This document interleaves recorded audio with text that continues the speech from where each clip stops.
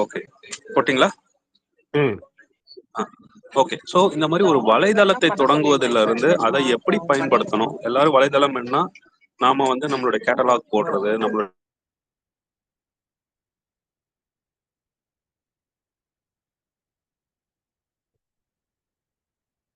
பலா உங்க வாய்ஸ் கேட்கல. நம்மளுடைய வலைதளத்தையும் நம்மளுடைய இருக்கிற சிஆர்எம் சிஸ்டம் எப்படி கனெக்ட் பண்ணலாம், இல்லைங்க, இதுக்கெல்லாம் எவ்வளவு நீங்க செலவாகும்? நீங்க திரும்ப சொல்லுங்க. இப்போ இடையில ஒரு ஒரு 10 செகண்ட் 15 செகண்ட் நீங்க சொன்னது கேட்கல. ஓகே. ஒரு வலைதளத்தை எப்படி வந்து நம்ம தொடங்கணும், எந்த மாதிரியான வலைதளம், அது ஒரு ஸ்டாட்டிக் வலைதளமா இருக்கணுமா, இல்லைன்னா ஒரு டைனாமிக் வலைதளமா இருக்கணுமா, நம்மளோட கேட்டலாக் மட்டும் இருக்கணுமா, இல்லைன்னா லீட் ஜென்ரேஷன் பண்ற மாதிரியும் வலைதளம் இருக்கணுமா, நம்ம பிசினஸ்க்கு தேவைக்கு ஏற்ற மாதிரி.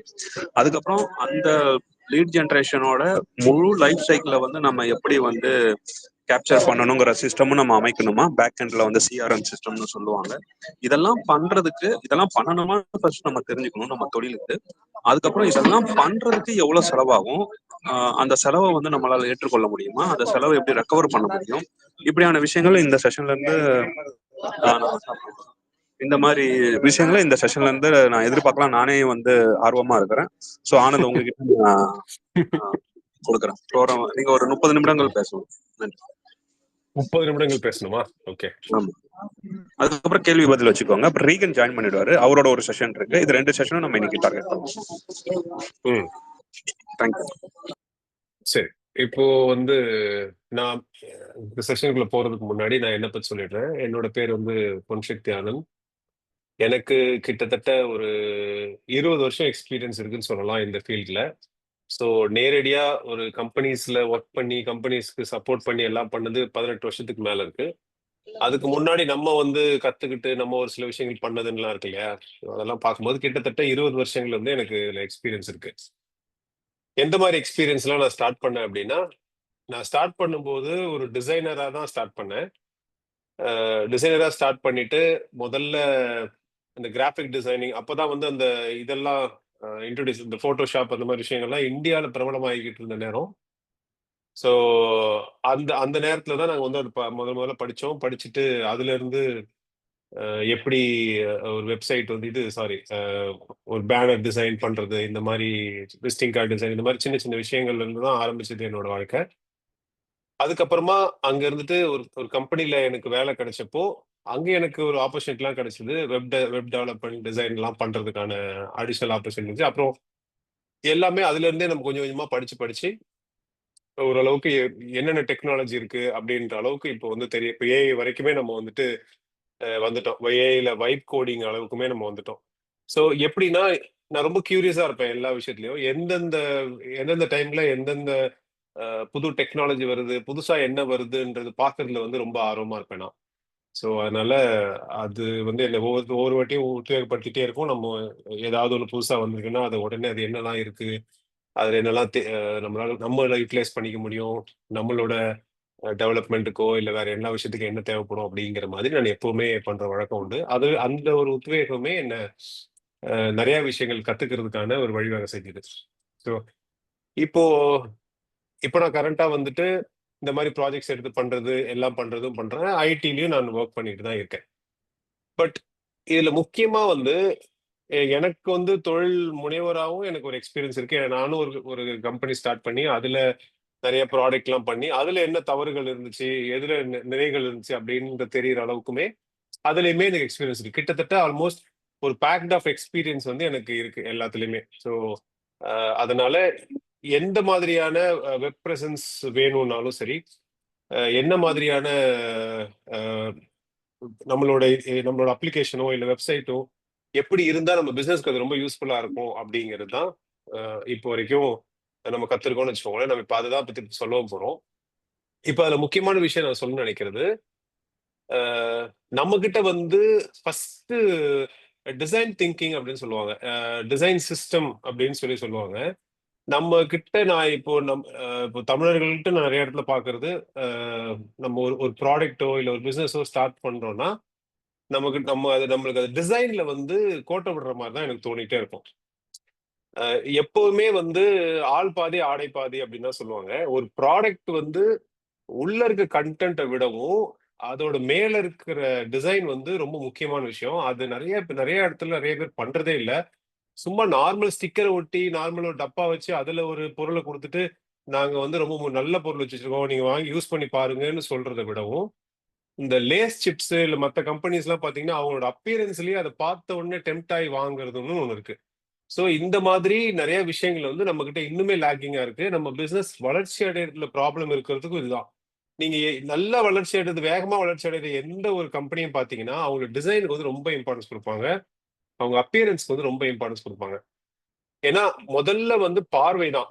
நம்ம எல்லாருமே வந்து முதல்ல ஒரு ப்ராடக்ட் பார்ப்போம். அது முதல்ல அ கண் வழியா தான் நம்ம அத முதல்ல ஈர்க்கப்படுவோம். அது பார்வையில நம்மளுக்கு நல்லா தெரிஞ்சதுக்கு அப்புறம் தான், நம்ம அந்த ப்ராடக்ட்ட யூஸ் பண்ணவே பார்ப்போம். முதல்ல இது தெளிவா இல்ல அப்படி ஒரு நார்மலா ஒரு அழுக்கு ட்ரெஸ்ஸோட ஒரு ஆள் வந்தா நம்ம அவர் பக்கத்துல போறதுக்கு யோசிப்போம் இல்லையா? அந்த மாதிரி தான் நம்ம அந்த டிசைனும். இதே ஒரு ஒரு கோட் சூட் போட்டு ஒரு சூப்பரா ஒரு ஆள் வந்து நிக்கிறாருன்னா, அவர் பக்கத்துல போய் நின்னு பேசி அவர் யாருன்னு நம்ம தெரிஞ்சுக்கணும்னு நினைப்போம் இல்லையா?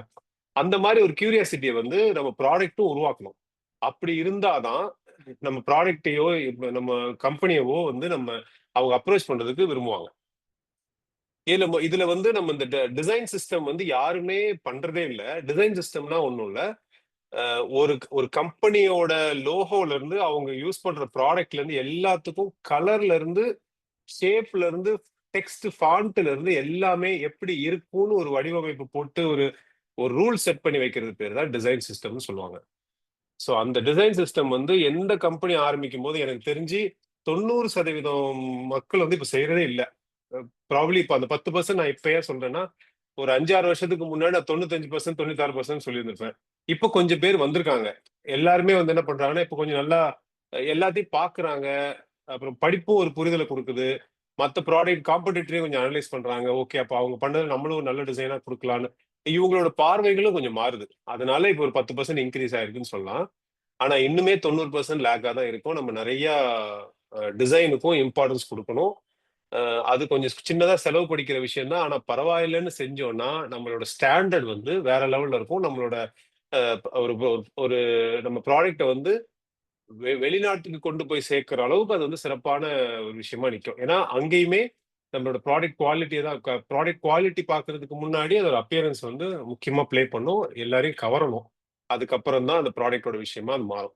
ஸோ இப்போ அதே மாரி ஒரு வெப்சைட் ஆரம்பிக்கிறோம் அப்படின்னு சொன்னா, வெப்சைட் எதுக்காக ஆரம்பிக்கிறோம்னு நெறைய பேருக்கு புரிதல் கொஞ்சம் கம்மியா இருக்கு அப்படின்றது என்னோட கருத்து. ஏன் அப்படின்னா, நார்மலா வந்து ஒரு வெப்சைட் போடுறோம். நம்மளோட லோகோ காட்டுறோம். ஒரு 4 அபௌட் அஸ் பேஜ் கன்டென்ட் வச்சிருக்கோம். இப்ப நான் ப்ராடக்ட் விக்கிறேன்னா, ப்ராடக்ட்ட காமிக்கிறோம். அவ்வளவுதான் முடிஞ்சிருச்சு என் வேலை. இப்ப யாராவது வந்து ஆன்லைன் பர்ச்சேஸ் பண்ணாங்கன்னா முடிஞ்சிருச்சு. அப்படின்ற மாரி தான் நெறைய பேர் வெப்சைட் கிரியேட் பண்றதையுமே நான் பார்க்குறேன். ஆனா, நம்ம வெப்சைட் வந்து அ பார்க்கறதுக்கு முன்னாடி, வெப்சைட் கிரியேட் பண்றதுக்கு முன்னாடி நெறைய விஷயங்கள நம்ம மைண்ட்ல வச்சுக்கணும். ஃபர்ஸ்ட் வந்து வெப்சைட்ங்கிறது ஒரு ஆன்லைன் பிரசன்ஸ். அதாவது ஒரு விர்ச்சுவல் ஆஃபீஸ் மாரி ரன் ஆகப்போது. அந்த ஆஃபீஸ் வந்து 24/7 அவைலபிளா இருக்க போது.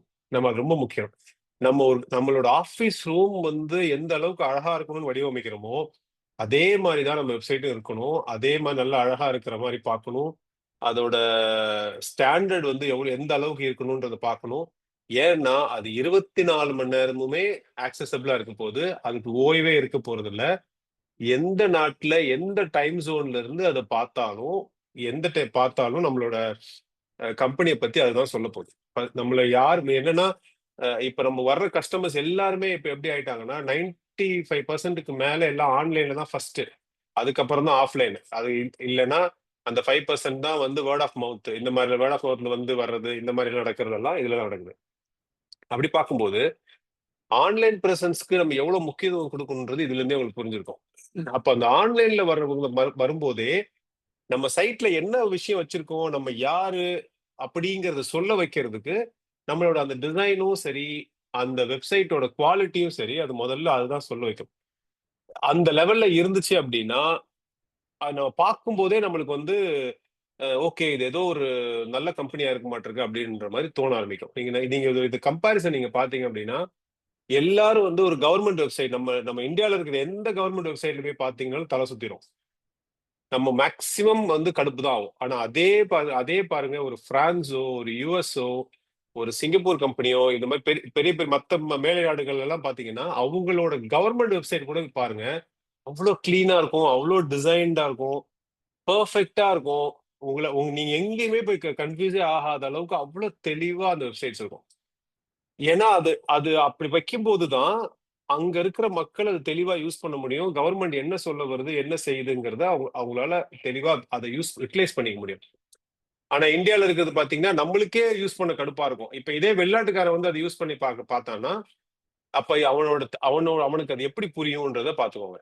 சோ நிறைய பிளாங்க் ஸ்பேஸ் வெப்சைட்ல வைக்க கூடாது. கரெக்டா கண்டென்ட் ஓரியன்டா இருக்கணும். முடிஞ்ச அளவு கண்டென்ட் வைக்கணும். இதெல்லாம் எந்த அளவுக்கு அதுல புரிய வைக்கிறோம் அப்படிங்கிறது ரொம்ப முக்கியம். அதுக்கு அடுத்தபடியா எஸ்சிஓ எஸ்சிஓக்கு ஏத்த மாதிரி நம்ம வெப்சைட் வடிவமைக்கப்பட்டிருக்கா அப்படிங்கிறத பாக்குறது அடுத்து ரொம்ப முக்கியமான விஷயம்.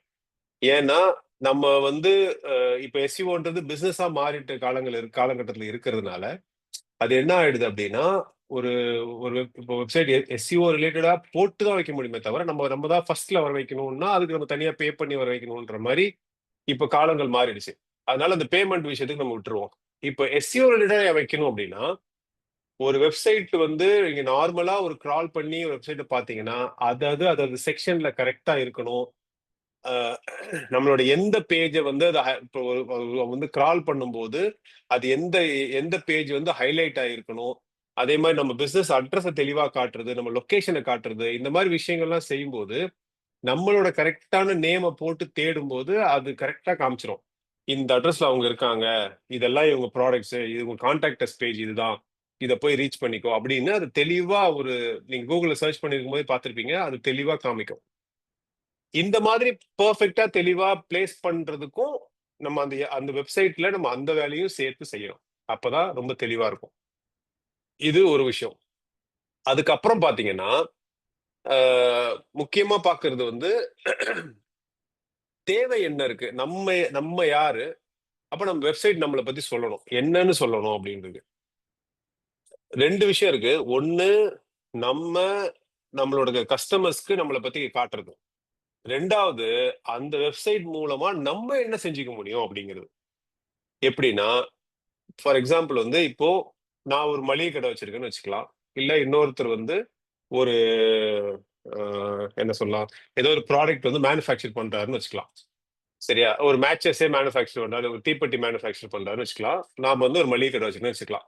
இப்போ இவர் என்ன பண்றாருன்னா சேல் பண்ணல, மேனுஃபேக்சரிங் மட்டும் தான் பண்றாரு. ஆனா இவங்க என்ன பண்றாருன்னா அவங்களோட கஸ்டமரே வந்து இதுதான் பி டு பி தான், அதாவது பிசினஸ் டு பிசினஸ் தான் பண்ண போறாங்க. ஆனா நான் வந்து பி டு சி, நான் வந்து கஸ்டமருக்கு டைரக்டா கொடுக்க போறேன். அப்போ ரெண்டு விஷயங்கள் இருக்கு. அப்போ பி டு பின்றது என்னன்னா, இப்போ இந்த இந்த வெப்சைட்டை கனெக்ட் பண்ணோம்னா அவங்க வந்து அந்த ப்ராடக்ட்டை ஆன்லைன்ல சேல் பண்ண மாட்டாங்க. அவங்க அந்த ப்ராடக்ட்டை டிஸ்ப்ளே பண்ணுவாங்க. இந்த ப்ராடக்ட்ல உள்ள ஃபீச்சரை பத்தி சொல்லுவாங்க. என் ப்ராடக்ட் எப்படி இருக்குன்னு பாருங்க, இதோட குவாலிட்டி என்னன்னு பாருங்க, இதுக்கு முன்னாடி இது வாங்கினவங்க என்ன சொல்லியிருக்காங்க இந்த ப்ராடக்ட்டை பத்தின்னு காமிப்பாங்க. அதுல கியூரியஸ் ஆகி ஓகே எனக்கு இந்த ப்ராடக்ட் ஓகேயா இருக்கும்னு இன்னொரு பிசினஸ் பீப்புள் வந்து என்கொயரி பண்ணுவாங்க. ஓகே எனக்கு வந்து இந்த ப்ராடக்ட் எனக்கு வேணும், என்ன பிரைஸ் கோட் பண்ணுவீங்க அப்படின்னு பண்ணும்போது அப்புறம் ஃபர்தரா அது லீடா மாறும். அதை அவங்க மேனேஜ் பண்ணிக்கிட்டு ஓகே இவங்களுக்கு இவ்வளவு கொடுக்கணும் செய்யணும்ன்ற மாதிரி பண்ணுவாங்க. இது ஒரு ஒரு ப்ராசஸ். இப்ப நான் என்ன பண்ணணும், நான் ஒரு மளிகை கடை வச்சிருக்கேன்னா அப்ப என்கிட்ட கஸ்டமருக்கு டைரக்டா கொடுக்கணும். அப்ப கஸ்டமர் என்ன என்கொயரி பண்ண மாட்டாங்க, வாங்குவாங்க என்கிட்ட. அப்ப அது ஒரு இ காமர்ஸா கொண்டு வரணும். அப்ப அந்த இ காமர்ஸா கொண்டு வரும்போது ப்ராடக்ட்டை கரெக்டா டிஸ்ப்ளே பண்ணணும். அந்தந்த ப்ராடக்ட்டுக்குன்னு சப் கேட்டகரிஸ் வைக்கணும். அப்புறம் வேரியன்ட் வைக்கணும். ஒன்னு என்னென்னு சொல்லி செலக்ட் பண்ற மாதிரி ஒரு வேரியன்ட் வைக்கணும். அதுக்கேத்த மாதிரி அந்த ப்ராடக்ட்டை வந்து அவங்க வாங்கணும். ஆன்லைன் பர்ச்சேஸ் கொடுக்கணும். செக்யூரா இருக்கிற அந்த வெப்சைட்னு பார்க்கணும். HTTPS குள்ள போகணும். SSLன்னு சொல்லுவோம் இல்லையா, சர்டிபிகேட் வச்சு போகணும். இந்த மாதிரி ஒரு சில விஷயங்கள்லாம் இருக்கு. இது வந்து கஸ்டமருக்கு நம்ம காட்டுற வெப்சைட்டுக்கான ஒரு ஃபார்மேட். நம்ம இதுவுமே இல்ல ஒரு ஒரு ஏஜென்சின்னு வச்சுக்கலாம். இப்போ எங்களை மாதிரி ஒரு வெப்சைட் ஏஜென்சின்னு வச்சுக்கோங்களேன். அவங்க வந்து என்ன பண்ணுவோம், எங்க கிட்ட வந்து எந்த ப்ராடக்ட்டும் விற்கிறதுக்கும் இல்லை, நாங்க மேனுஃபேக்சரும் பண்றது இல்லை. ஆனா நாங்க கொடுக்கறது ஒரு சர்வீஸ். அப்ப அந்த சர்வீஸ்க்குன்னு ஒரு வெப்சைட் இருந்தா என்ன பண்ணுவோம், அதுவுமே கிட்டத்தட்ட இதே மாதிரிதான் நாங்க என்னெல்லாம் பண்ணியிருக்கோம், எங்க கஸ்டமர் என்ன சொல்லியிருக்காங்கன்னு கிட்டத்தட்ட மேனுஃபேக்சர் என்ன பண்ணாங்களோ அதே மாதிரி காட்டுவோம். ஆனா வேற அப்பியரன்ஸ்ல காட்டுவோம். ஏன்னா மேனுஃபேக்சரிங் கொஞ்சம் ராவா இருக்கும், இது கொஞ்சம் கொஞ்சம் கிளிட்டரிங் மாதிரி இருக்கிற மாதிரி இருக்கும். அப்போ அதுக்கேற்ற மாதிரி அவங்களுக்கு கொஞ்சம் விசிபிளா ஒரு நல்ல அப்பியரன்ஸ் கொடுத்து, ஓகே இவங்க ஏதோ பண்ணுவாங்க போல அப்படிங்கிற மாதிரி அவங்களுக்கு ஒரு நம்பிக்கை கொடுத்துட்டு, அதுல இருந்து என்ன பண்ணுவோம், என்கொயரி பண்ணி நம்ம கஸ்டமர்ஸை எடுப்போம். அப்போ இப்படிதான் கேட்டகரைஸ் பண்ணிக்கணும். இப்படிதான் அவங்களோட தேவை என்னன்றத பார்த்துக்கிட்டு அனலைஸ் பண்ணிட்டு தான் அவங்க வெப்சைட்டுக்கான ஸ்ட்ரக்சருக்குள்ளேயே நம்ம போகணும். எனக்கு வந்து ஏதோ ஒரு வெப்சைட் ஒன்று இருந்தா போதும், என் வெப்சைட் இதுதான், எனக்கு வந்து ஒரு வெப்சைட் அவ்வளவுதான் அப்படின்னு நம்ம நினைச்சு என்னைக்குமே ஒரு வெப்சைட் டெவலப் பண்ணக்கூடாது. அப்படி உங்ககிட்ட யாராட்டும் சொல்ற மாதிரி இருந்தா நீங்க அவங்ககிட்ட சொல்லிடுங்க, இல்ல என்னோட ப்ராடக்ட் இது, என்னோட கம்பெனி இது, என்னோட தேவை இது. இப்போ எப்படி ஒரு வெப்சைட் இருந்தா கரெக்டா இருக்கும்னு நினைக்கிறீங்களோ அந்த வெப்சைட் எனக்கு கொடுங்க, எனக்கு அப்படி கொடுங்க அப்படின்னு அவங்கள வந்து ரிசர்ச் பண்ண வச்சு உங்களுக்கான ப்ராடக்ட்டை நீங்க டெலிவரி பண்ணி வாங்கிக்கணும். இதுதான் ரொம்ப முக்கியமான விஷயம். அதுக்கு அடுத்தது நம்ம எப்படி இந்த வெப்சைட் யூட்டிலைஸ் பண்ணலாம் அப்படின்னா, 2-3 வகை இருக்கு. இப்ப நிறைய தேர்ட் பார்ட்டி, இப்போ சிஆர்எம்மா இருந்தாலும் சரி, நம்ம டீமுக்குள்ள ஒரு இன்டர் கனெக்ஷன்ஸ் வேணும். நம்ம டீமுக்குள்ள வந்து வர்ற லீட்ஸை மேனேஜ் பண்ணணும். இப்போ ஆர்டர்ஸ் வந்தா அதுக்கான ஷிப்பிங் டீடைல் இருந்து எல்லா விஷயத்தையும் நான் மேனேஜ் பண்ணணும். இப்படி எல்லாம் இருக்கு இல்லையா? இதுக்கான சாஃப்ட்வேர்ஸ் ஒவ்வொன்றும் தனித்தனியா தேர்ட் பார்ட்டி ஒரு பிளக்இன்ஸ் மாதிரியே தனித்தனியா வச்சிருக்காங்க. தனித்தனியா இல்ல எல்லாத்துக்கூடயும் கனெக்ட் பண்ணிக்கிட்டு அந்தந்த இதுக்கு சப்ஸ்கிரிப்ஷன் பே பண்ணிட்டு நம்ம அதை யூஸ் பண்ற மாதிரியும் அதை பண்ணலாம். இல்லைன்னா நம்மளுக்கு ஏத்த மாதிரி கஸ்டமைஸ்டா இப்படிதான் வேணும்னு சொல்லியும் நம்ம ஒரு அப்ளிகேஷனுமே ரெடி பண்ணி டெவலப் பண்ணி நம்ம யூஸ் பண்ணலாம். ஆனந்த் ஒரு நிமிஷம், நீங்க வந்து ஃபுல்லாவே கண்டினியூ பண்ணுவீங்க 1 o'clock வரைக்கும். ரீகன் கொஞ்சம் லேட் ஆகுங்கிறாரு, நானும் கொஞ்சம் ட்ராப் ஆனாலும் ஆயிடுவேன். நல்லா போயிட்டு இருக்கு செஷன். ஸோ அப்படியே கண்டினியூ பண்ணி 1 o'clock க்ளோஸ் பண்ற மாதிரி கேள்வி பதிலோட ஃபுல் செஷன் எடுத்துக்கோங்க. சரி சரி. ஸோ இப்போ நம்ம இப்படி பண்ணும்போது என்ன பண்ணுவோம் அப்படின்னா, நம்மளோட நம்ம கம்பெனிக்குள்ள இருக்கிற எல்லா டாக்குமெண்டேஷனையும் எல்லா ப்ராசஸையுமே கூட நம்ம டிஜிட்டைஸ் பண்ணிடுவோம். ஸோ டிஜிட்டைஸ் பண்றதோட விளைவு என்ன ஆகும்னா, நம்மளுக்கான ரிசோர்ஸ் தேவையில்லாம 4-5 ரிசோர்ஸை வச்சு மேனுவலா எழுதி டேட்டா லாஸ்லாம் ஆகாம அதை மேனேஜ் பண்ணிக்க முடியுங்கிறது ஒரு விஷயமா இருக்கும். அதுக்கு அடுத்ததா பார்க்கணும்னா, நம்ம வந்து எல்லாமே ரெக்கார்டா இருக்கும். நம்ம எங்க இருந்துமே அந்த டேட்டாவை ஆக்சஸ் பண்ணிக்கலாம். இப்ப இன்னைக்கு ஒருத்தர் இப்படி நம்மள வந்து கான்டாக்ட் பண்ணிருக்காங்க, அவங்களோட தேவை இதுங்கிறத நம்ம வந்து ஒரு 10 வருஷம் கழிச்சு கூட இந்த டேட்டாவை நம்ம பார்த்துக்கலாம். ஸோ அந்த அளவுக்கு நம்ம தெளிவா டாக்குமெண்டேஷனோட வச்சுக்கணும். எந்த வகையிலயும் அந்த டேட்டா தெஃப்ட் ஆகக்கூடாது, டேட்டா வந்து மிஸ் ஆகக்கூடாது அப்படின்னா நம்ம நினைக்கிறோம்னா, டிஜிட்டைஸ் பண்ணி அதை பெர்ஃபெக்ட்டா ஒரு சர்வருக்குள்ள மெயின்டைன் பண்ணி வச்சுக்கிறதுங்கிறது ரொம்ப முக்கியமான விஷயமா இதுல இருக்கும். ஸோ இப்படிதான் நம்ம வந்து நம்மளோட எந்த அப்பியரன்ஸ்க்கு என்ன தேவை அப்படிங்கிறத பார்த்துக்கணும். இப்போ இதே மாதிரி நீங்க கனெக்ட் பண்ணீங்கன்னா, அதே மாதிரி மொபைல் ஆப் எந்த இடத்துக்கு தேவைப்படுதுன்னு பார்க்கணும். இப்போ எப்போ மொபைல் ஆப் தேவைப்படும் அப்படின்னா, எல்லாரும் சில நேரத்துல வந்து சும்மா எனக்கு ஒரு மொபைல் ஆப் இருந்தா நல்லா இருக்குமே அப்படின்னு சொல்லிட்டு நார்மல் வெப்சைட் கூட கேட்டுருவாங்க. ஆனா முதல்ல நம்ம தெரிஞ்சுக்க வேண்டியது மொபைல் ஆப்போட யூஸ் என்னன்னா, எந்த அப்ளிகேஷன், எந்த வெப்சைட் வந்து ரெகுலரா மக்களால யூஸ் பண்ணிக்கிட்டே இருக்கப்படுமோ, இப்போ வந்து ஒரு மளிகை கடை வெப்சைட்னு சொல்லிட்டோம்னா, எனக்கு அட்லீஸ்ட் வாரத்துக்கு 2 நாளாவது அது தேவைப்படும். நான் அதை யூஸ் பண்ணுவேன். அப்போ அதே மாதிரி இப்போ என்கொயரி பார்த்தீங்கன்னா, என்கொயரி பண்றவங்க வந்து சும்மா அந்த ஆப்ல போய் என்கொயரி பண்ணணுன்ற அவசியம் இல்ல. அவங்க வந்து அந்த வெப்சைட்ட பார்த்துட்டு கூட என்கொயரி பண்ணிட்டு போயிடலாம். அந்த மாரி. ஆனா இதே வந்து ரொம்ப நெறைய ப்ராடக்ட்ஸ் இருக்குன்னு வச்சுக்கோங்க. இப்போ மேனுஃபேக்சரரே வந்து ஒரு ஒரு 500 ப்ராடக்ட்ஸ், 600 ப்ராடக்ட்ஸ் வச்சிருக்காருன்னு வச்சுக்கோங்க. அப்போ அத்தனை ப்ராடக்ட்டையும் அவங்க சைட்ல காமிச்சு பண்றதுங்கிறது அவ்வளவு ஈஸியா இருக்காது. ஸோ அப்ப எந்த மாரி ஈஸியா இருக்கிறதோ, அதே மாரி எந்த அளவுக்கு கஸ்டமர்ஸாலயும் எவ்வளவு அதிகமா யூஸ் பண்ணப்படுதோ, அந்த வெப்சைட்டுக்கான கன்டென்ட்ட மட்டும் தான் நம்ம ஆப்பா மாத்தி வச்சுட்டு வர்றது யூஸ்ஃபுல். ஏன்னா ஆப் கிரியேட் பண்றதுன்றது கொஞ்சம் காஸ்ட்லியான விஷயமும் கூட. அதனால 2வது அது யூஸ் பண்றதுனாலயே டெவலப் பண்ணி வைக்கிறதுனாலயே அது நெறைய பேர் யூஸ் பண்ணிடுவாங்கன்னு சொல்ல முடியாது இல்லையா? ஸோ மக்களோட தேவைக்கு ஏத்த மாரி நம்ம டெவலப் பண்ணா தான், அதுவுமே கூட நம்ம அத யூஸ் பண்ண முடியுங்கிறத நம்ம அத புரிஞ்சுக்கணும். அதுக்கப்புறம் முக்கியமா ஒரு வெப்சைட்ல என்னெல்லாம் இருக்கணும்னு நம்ம பார்க்குறோம்னு சொன்னோம்னா, ஒரு வெப்சைட் கிரியேட் பண்றோம்னா, முக்கியமான விஷயம் சைட் வந்து ரொம்ப ஃபாஸ்ட்டா இருக்கிற மாரி பார்த்துக்கணும். ரொம்ப ஸ்லோவா இருக்கிற மாரி பார்க்கக்கூடாது. ஏன்னா, ஒரு எப்பயுமே எல்லாத்துலயுமே மக்களுக்கு வேகம் அவசியம். ஒரு விஷயம் அவங்க கேட்கறாங்கன்னா, உடனே பதில் கிடைக்கணும்னு தான் எதிர்பார்ப்பாங்க. பதில் கிடைக்கிறதுக்கு ரொம்ப நேரம் ஆகுதுன்னா, அப்ப அதுல வந்து அவங்களுக்கு இன்ட்ரெஸ்ட் இல்லாம போயிடும். ஸோ அப்ப நம்ம ஒரு சைட் வந்து ரொம்ப ஃபாஸ்ட்டா லோட் ஆகுறதுக்கு என்ன வழி இருக்குதோ, அத நம்ம பார்க்கணும். அதே மாரி கால் டூ ஆக்ஷன் செக்ஷன் வந்து எப்படி இருக்கு அப்படிங்கிறத நம்ம பார்க்கணும். ஸோ ஒரு சைட்டுக்குள்ள அவங்க வர்றாங்க அப்படின்னா, இந்த ஏதோ எல்லாரும் பாக்குறாங்க படிச்சிடுறாங்கன்னு சொல்லிட்டு அதுக்கப்புறம் என்ன பண்ணணும், இவங்களை காண்டாக்ட் பண்ணணும். அப்ப காண்டாக்ட் பண்றதுக்கு நான் எது எது கிளிக் பண்ணா காண்டாக்ட் பண்ணலாம் அப்படின்னு இருக்கு இல்லையா? சோ அப்ப அது பேர் தான் கால் டு ஆக்ஷன் பட்டன்னு சொல்லுவோம். அது கரெக்டா இருக்கணும், தெளிவா இருக்கணும், புரியுற மாதிரி இருக்கணும். அப்ப அதை கிளிக் பண்ணாங்கன்னா நம்மளை காண்டாக்ட் பண்றதுக்கான வழியை நம்ம ஏற்படுத்தி தரணும். அதுக்கடுத்து பாத்தீங்கன்னா சோஷியல் மீடியா இன்டகிரேஷன். நம்ம வந்து கண்டிப்பா சோஷியல் மீடியால பிரசன்ஸ் இருக்கிறது ரொம்ப அவசியம். அப்பதான் நம்மளுக்கான இன்னும் கொஞ்சம் விசிபிலிட்டி அதிகமாகும். அந்த லிங்கையும் நம்ம இதுல போடுற மாதிரி பாத்துக்கணும். அதுக்கு அடுத்தபடியா அனலிட்டிக்கல் ரிப்போர்ட்ஸ், கூகுள் அனலிட்டிக்ஸ்ன்னு சொல்லி ஒன்று இருக்கும். அது வந்து ரொம்பவே டாப் லெவல்ல இருக்கும். அதனால அதுவே பெட்டரா இருக்கும். ஃப்ரீயும் கூடங்கிறதுனால நம்ம அது போடுறோம். அது என்ன பண்ணோம்னா, நம்ம வெப்சைட்டுக்குள்ள யார் யார் வந்தா, எந்த வயசுக்காரங்க வந்தாங்க, எந்த கண்ட்ரில இருந்து வந்தாங்க, எந்த பேஜ பார்த்தாங்க, எந்த பேஜ்ல எவ்வளவு நேரம் இருந்தாங்கங்கிற வரைக்கும் அந்த டேட்டா நம்மளுக்கு தரும். சோ அந்த அளவுக்கு டீட்டெயிலா, இன்னுமே டீட்டெயிலா நம்மளுமே கூட ஃபில்டர் போட்டு எடுக்கிற அளவுக்கு டீட்டெயிலா தரும். நம்ம அப்படி டீட்டெயிலா எடுக்கும்போது என்ன ஆயிடும்னா, நம்மளோட கஸ்டமரோட இன்ட்ரெஸ்ட் என்ன, இன்டென்ஷன் என்ன அப்படிங்கிறத நம்ம அதை தெளிவா புரிஞ்சுக்க முடியும். சோ அதை பேஸ் பண்ணி நம்ம வந்து நம்ம சைட்ல இன்னும் கொஞ்சம் சேஞ்சஸ் பண்ணணுமா, இல்ல இதுவே சூப்பரா இருக்கா, இதுல பாதியிலேயே வெளியே போயிட்டாங்கன்னா ஏன் வெளியே போயிட்டாங்க, ஏதாவது புரியலையா, நம்ம இன்னும் கண்டென்ட் இன்னும் அடிஷனலா சேர்க்கணுமா அப்படிங்கிறது முதற்கொண்டு நம்மளால அதுல பார்க்க முடியும், புரிஞ்சுக்க முடியும். ஓகே. ரெண்டாவது ஒரு கஸ்டமர் உள்ள வர்றாங்க, ஆஹ் என்னன்னா ஏதோ ஒரு பார்ட் வந்து தேடிட்டு வராங்க, அந்த பேஜ்ல நிக்கிறாங்க, கொஞ்ச நேரம் நின்று பார்த்துட்டு அப்புறம் டப்புன்னு அந்த பேஜ்லயே கட் ஆயிட்டு போயிடுறாங்க, இல்ல அந்த பேஜ்ல இருந்து லாகின் பேஜுக்கு போறாங்க. இந்த மாதிரி ஏதாவது ஒரு ஆக்ஷன் பண்ணிருப்பாங்க. அது நம்மளுக்கு டேட்டாவா கிடைக்கும்.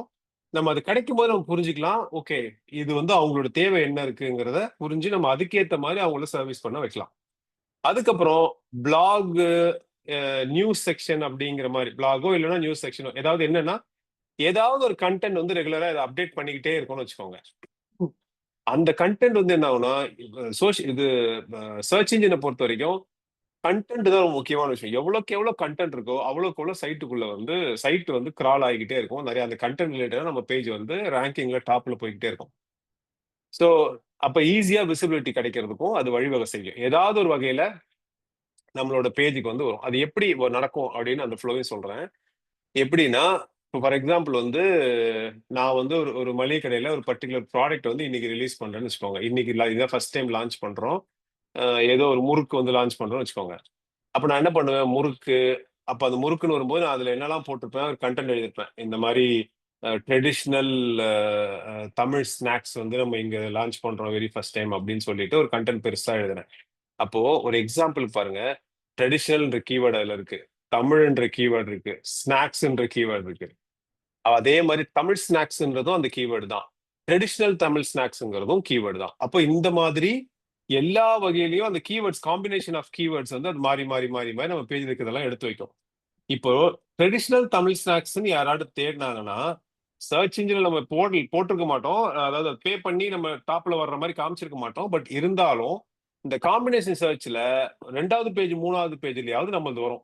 யாராட்டும் ஒருத்தர் வந்து 2வது பேஜ் 3வது பேஜ் வரைக்கும் போய் தேடிட்டாங்க அப்படின்னா அந்த கண்டென்ட் வந்து நம்மளோட ரேங்கிங்ல வந்துடும். ஏதாவது ஒரு வகையில் நம்மளுக்கு கிளிக் ஆகும், நம்மளுக்கு விசிட்டர்ஸ் கவுண்ட் அதிகமாகும். அந்த வர்ற விசிட்டர்ஸ் வந்து நம்மளோட ரியல் கஸ்டமரா இல்லாம ரேண்டம் கஸ்டமரா இருந்தாலுமே, ரேண்டம் விசிட்டர்ஸா இருந்தாலுமே பரவாயில்ல, நம்ம சைட்டுக்கு நிறைய விசிட் வர வர வர நம்ம சைட் வந்து ரேங்கிங்ல பெருசாகிட்டே இருக்கும். அப்போ அந்த ரேங்கிங் லெவல் பெருசாகும் போது நம்மளோட சைட்டை வந்து ஆட்டோமேட்டிக்கா சஜஷன்ல அதுவே மேல கொண்டு வரும். யூசர்ஸ் எந்த அளவுக்கு அதிகமா வராங்களோ அதுக்கேற்ற மாதிரி அது மேல கொண்டு வரும். அந்த அளவுக்கு நம்மளோட கண்டென்ட் வந்து ரொம்ப பெருசான பிளே பண்ணும். அதனால அது ரொம்ப முக்கியமான ஒரு விஷயமா இருக்கும். சரியா? சோ இந்த மாதிரி அதுக்கு அடுத்தது வந்து நம்ம முக்கியமா பார்க்க வேண்டியது என்கொயரி ஃபார்ம்ஸ் இருக்குல்ல. என்கொயரி ஃபார்ம் வந்து ரொம்ப சிம்பிளாவும் அதே நேரத்துல கரெக்டா நம்மளை கான்டாக்ட் பண்ணி அந்த கான்டாக்ட் பண்ணது நம்மளுக்கு அவங்க ரிப்ளை பண்ற டைமிங் எவ்வளவு நேரம்ன்றதையும் பார்த்துக்கணும். அதிகபட்சம், ஓகே, அதிகபட்சம் 24 மணி நேரம் தாண்டி ரிப்ளை பண்ற மாதிரி வச்சுக்கூடாது. அதுவே ரொம்ப அதிகபட்சம். முடிஞ்ச அளவுக்கு ஒரு 6 மணி நேரம் 12 மணி நேரத்துக்குள்ள நம்ம ரிப்ளை பண்றோம் அப்படின்னா அது கஸ்டமருக்கு ரொம்ப யூஸ்ஃபுல்லா இருக்கும். ரொம்பவே என்கேஜிங்கா வச்சுக்கிற மாதிரி பார்த்துப்போம். அதே மாதிரி இப்ப என்ன பண்ணுவோம்னா, வாட்ஸ்அப் லிங்க் வைக்கிறதோ இல்ல ரியல் டைம் சாட் வச்சு நம்ம அவங்கள கான்டாக்ட் பண்றதோ அப்படி எல்லாம் பார்த்துருப்போம். இப்ப அடுத்து என்ன இருக்கும்னா, இப்ப இடையில கொஞ்சம் நடுவில் ட்ரெண்ட் ஆச்சு, இப்ப திரும்பி அது அப்படியே டவுன் ஆகுது. என்னன்னா, இந்த ஏஐ பாட்ஸ் வச்சுட்டு சாட்ல வந்து ஒரு கொஸ்டின் கேட்டா அதுவே சேவ் பண்ணி வச்சிருக்க டேட்டா வந்து ரெஸ்பான்ஸ் பண்ற மாதிரி கொடுக்கும். ஆரம்பத்துல அது கொஞ்சம் ஈஸியா இருக்கிற மாதிரி இருந்துச்சு. யாருக்குன்னா கம்பெனிஸ்க்கு. ஏன்னா ஒரு குறிப்பிட்ட இதுக்கு ஒரு கஸ்டமர் கேர் ஆளை வச்சு அவங்கள மேனேஜ் பண்ணி பண்றது வந்து ஈஸியா இருக்க மாதிரி நிறைய செலவு பிடிக்கிற மாதிரி இருந்துச்சு. அது இவங்க இந்த மாதிரி போட்டா அது கொஞ்சம் அவங்களுக்கு ஈஸியா இருக்கிற மாதிரி தோணுச்சு. ஆனா அது இப்ப என்ன ஆயிடுச்சுன்னா இப்ப கிட்டத்தட்ட அது ஃபெயிலியர் ரேஞ்சுக்கு போயிடுது. ஏன்னா கஸ்டமர்ஸ் அதை யூஸ் பண்றதை ஸ்டாப் பண்றாங்க. ஏன்னா அது ஆட்டோமேட்டட்னு தெரியுது. அது லிமிட்டா தான் பதில் சொல்லணும்னு தெரியுது. அதுக்கு மேல பதில் சொல்லாதுன்னு தெரியுது. இப்போ அதை வந்து ஓவர்டேக் பண்றதுக்கு வந்து இப்போ ஏஐ வருது. இப்போ கேட்டா கஸ்டமைஸ் பதிலே சொல்ற மாதிரி வருது. பட் ஸ்டில் எப்பயுமே கஸ்டமர் வந்து ரியல் டைம் இன்டராக்ஷன் தான் விரும்புவாங்க. என்னதான் ஏஐ சொன்னாலும் ஒரு 40% பீப்புள் தான் அதுல சாட்டிஸ்ஃபை ஆகுறாங்க. அதுக்கப்புறம் அவங்க நகர்ந்துருந்தாங்க. மீதி எல்லாருமே வந்து ரியல் டைமா கஸ்டமைஸ் கொஸ்டினுக்கு பர்சனலைஸ் ஆன்சரா எதிர்பார்க்கறாங்க. அதுவும் ஹியூமன் ஆன்சரா எதிர்பார்க்கறாங்க. எப்படி பேசணும்னு சொல்லி. அதனாலதான் என்கொயரி ஃபார்முக்கு வந்து ஒரு இம்பார்ட்டன்ஸ் வச்சுக்கணும். அந்த என்கொயரி ஃபார்முக்கு நம்மளுக்கு ஒரு டேட்டா வருதுன்னா உடனே நம்ம ரெஸ்பாண்ட் பண்ணணும். அது மேக்சிமம் உங்களை கால் பண்ணி வாய்ஸ்ல பண்றதா இருந்தா அது இன்னும் பெஸ்டா இருக்கு. அது வந்து ரொம்பவே பர்சனலைஸ்டா இருக்கு. அது வந்து அவங்க ரொம்பவே விரும்புறாங்க. கஸ்டமர்ஸ் வந்து அதை பார்க்கணும். சரியா? அது இது மாதிரி தான் நம்மளோட ஒவ்வொரு விஷயத்தையும் நம்ம வந்து பார்த்து பார்த்து செய்ய வேண்டியதா இருக்கு. நம்ம வந்து நம்ம அப்ளிகேஷன் எது எந்தெந்த நேரத்துல தேவை அப்படிங்கிறத பொறுத்து நம்மளோட கண்டென்ட்லாம் இருக்கு. இப்ப இது வரைக்கும் சொன்னதுல ஏதாவது ஒரு கேள்வி இருக்குன்னா சொல்லுங்க. அப்புறம் மேற்கொண்டு நம்ம அடுத்தடுத்த செஷன்ஸுக்கு போலாம். இல்லைன்னா ரொம்ப ஓவர் ஃபீட் ஆன மாதிரி இருக்கும். அதனால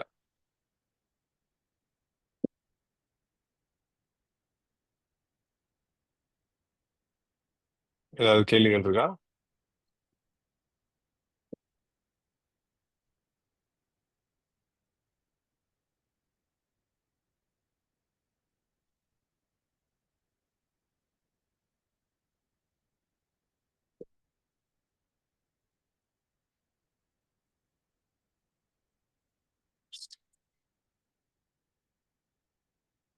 ஓகே. அதுக்கப்புறம் ஃபைனலா வந்து என்னன்னா பிரைசிங் போயிடலாம்.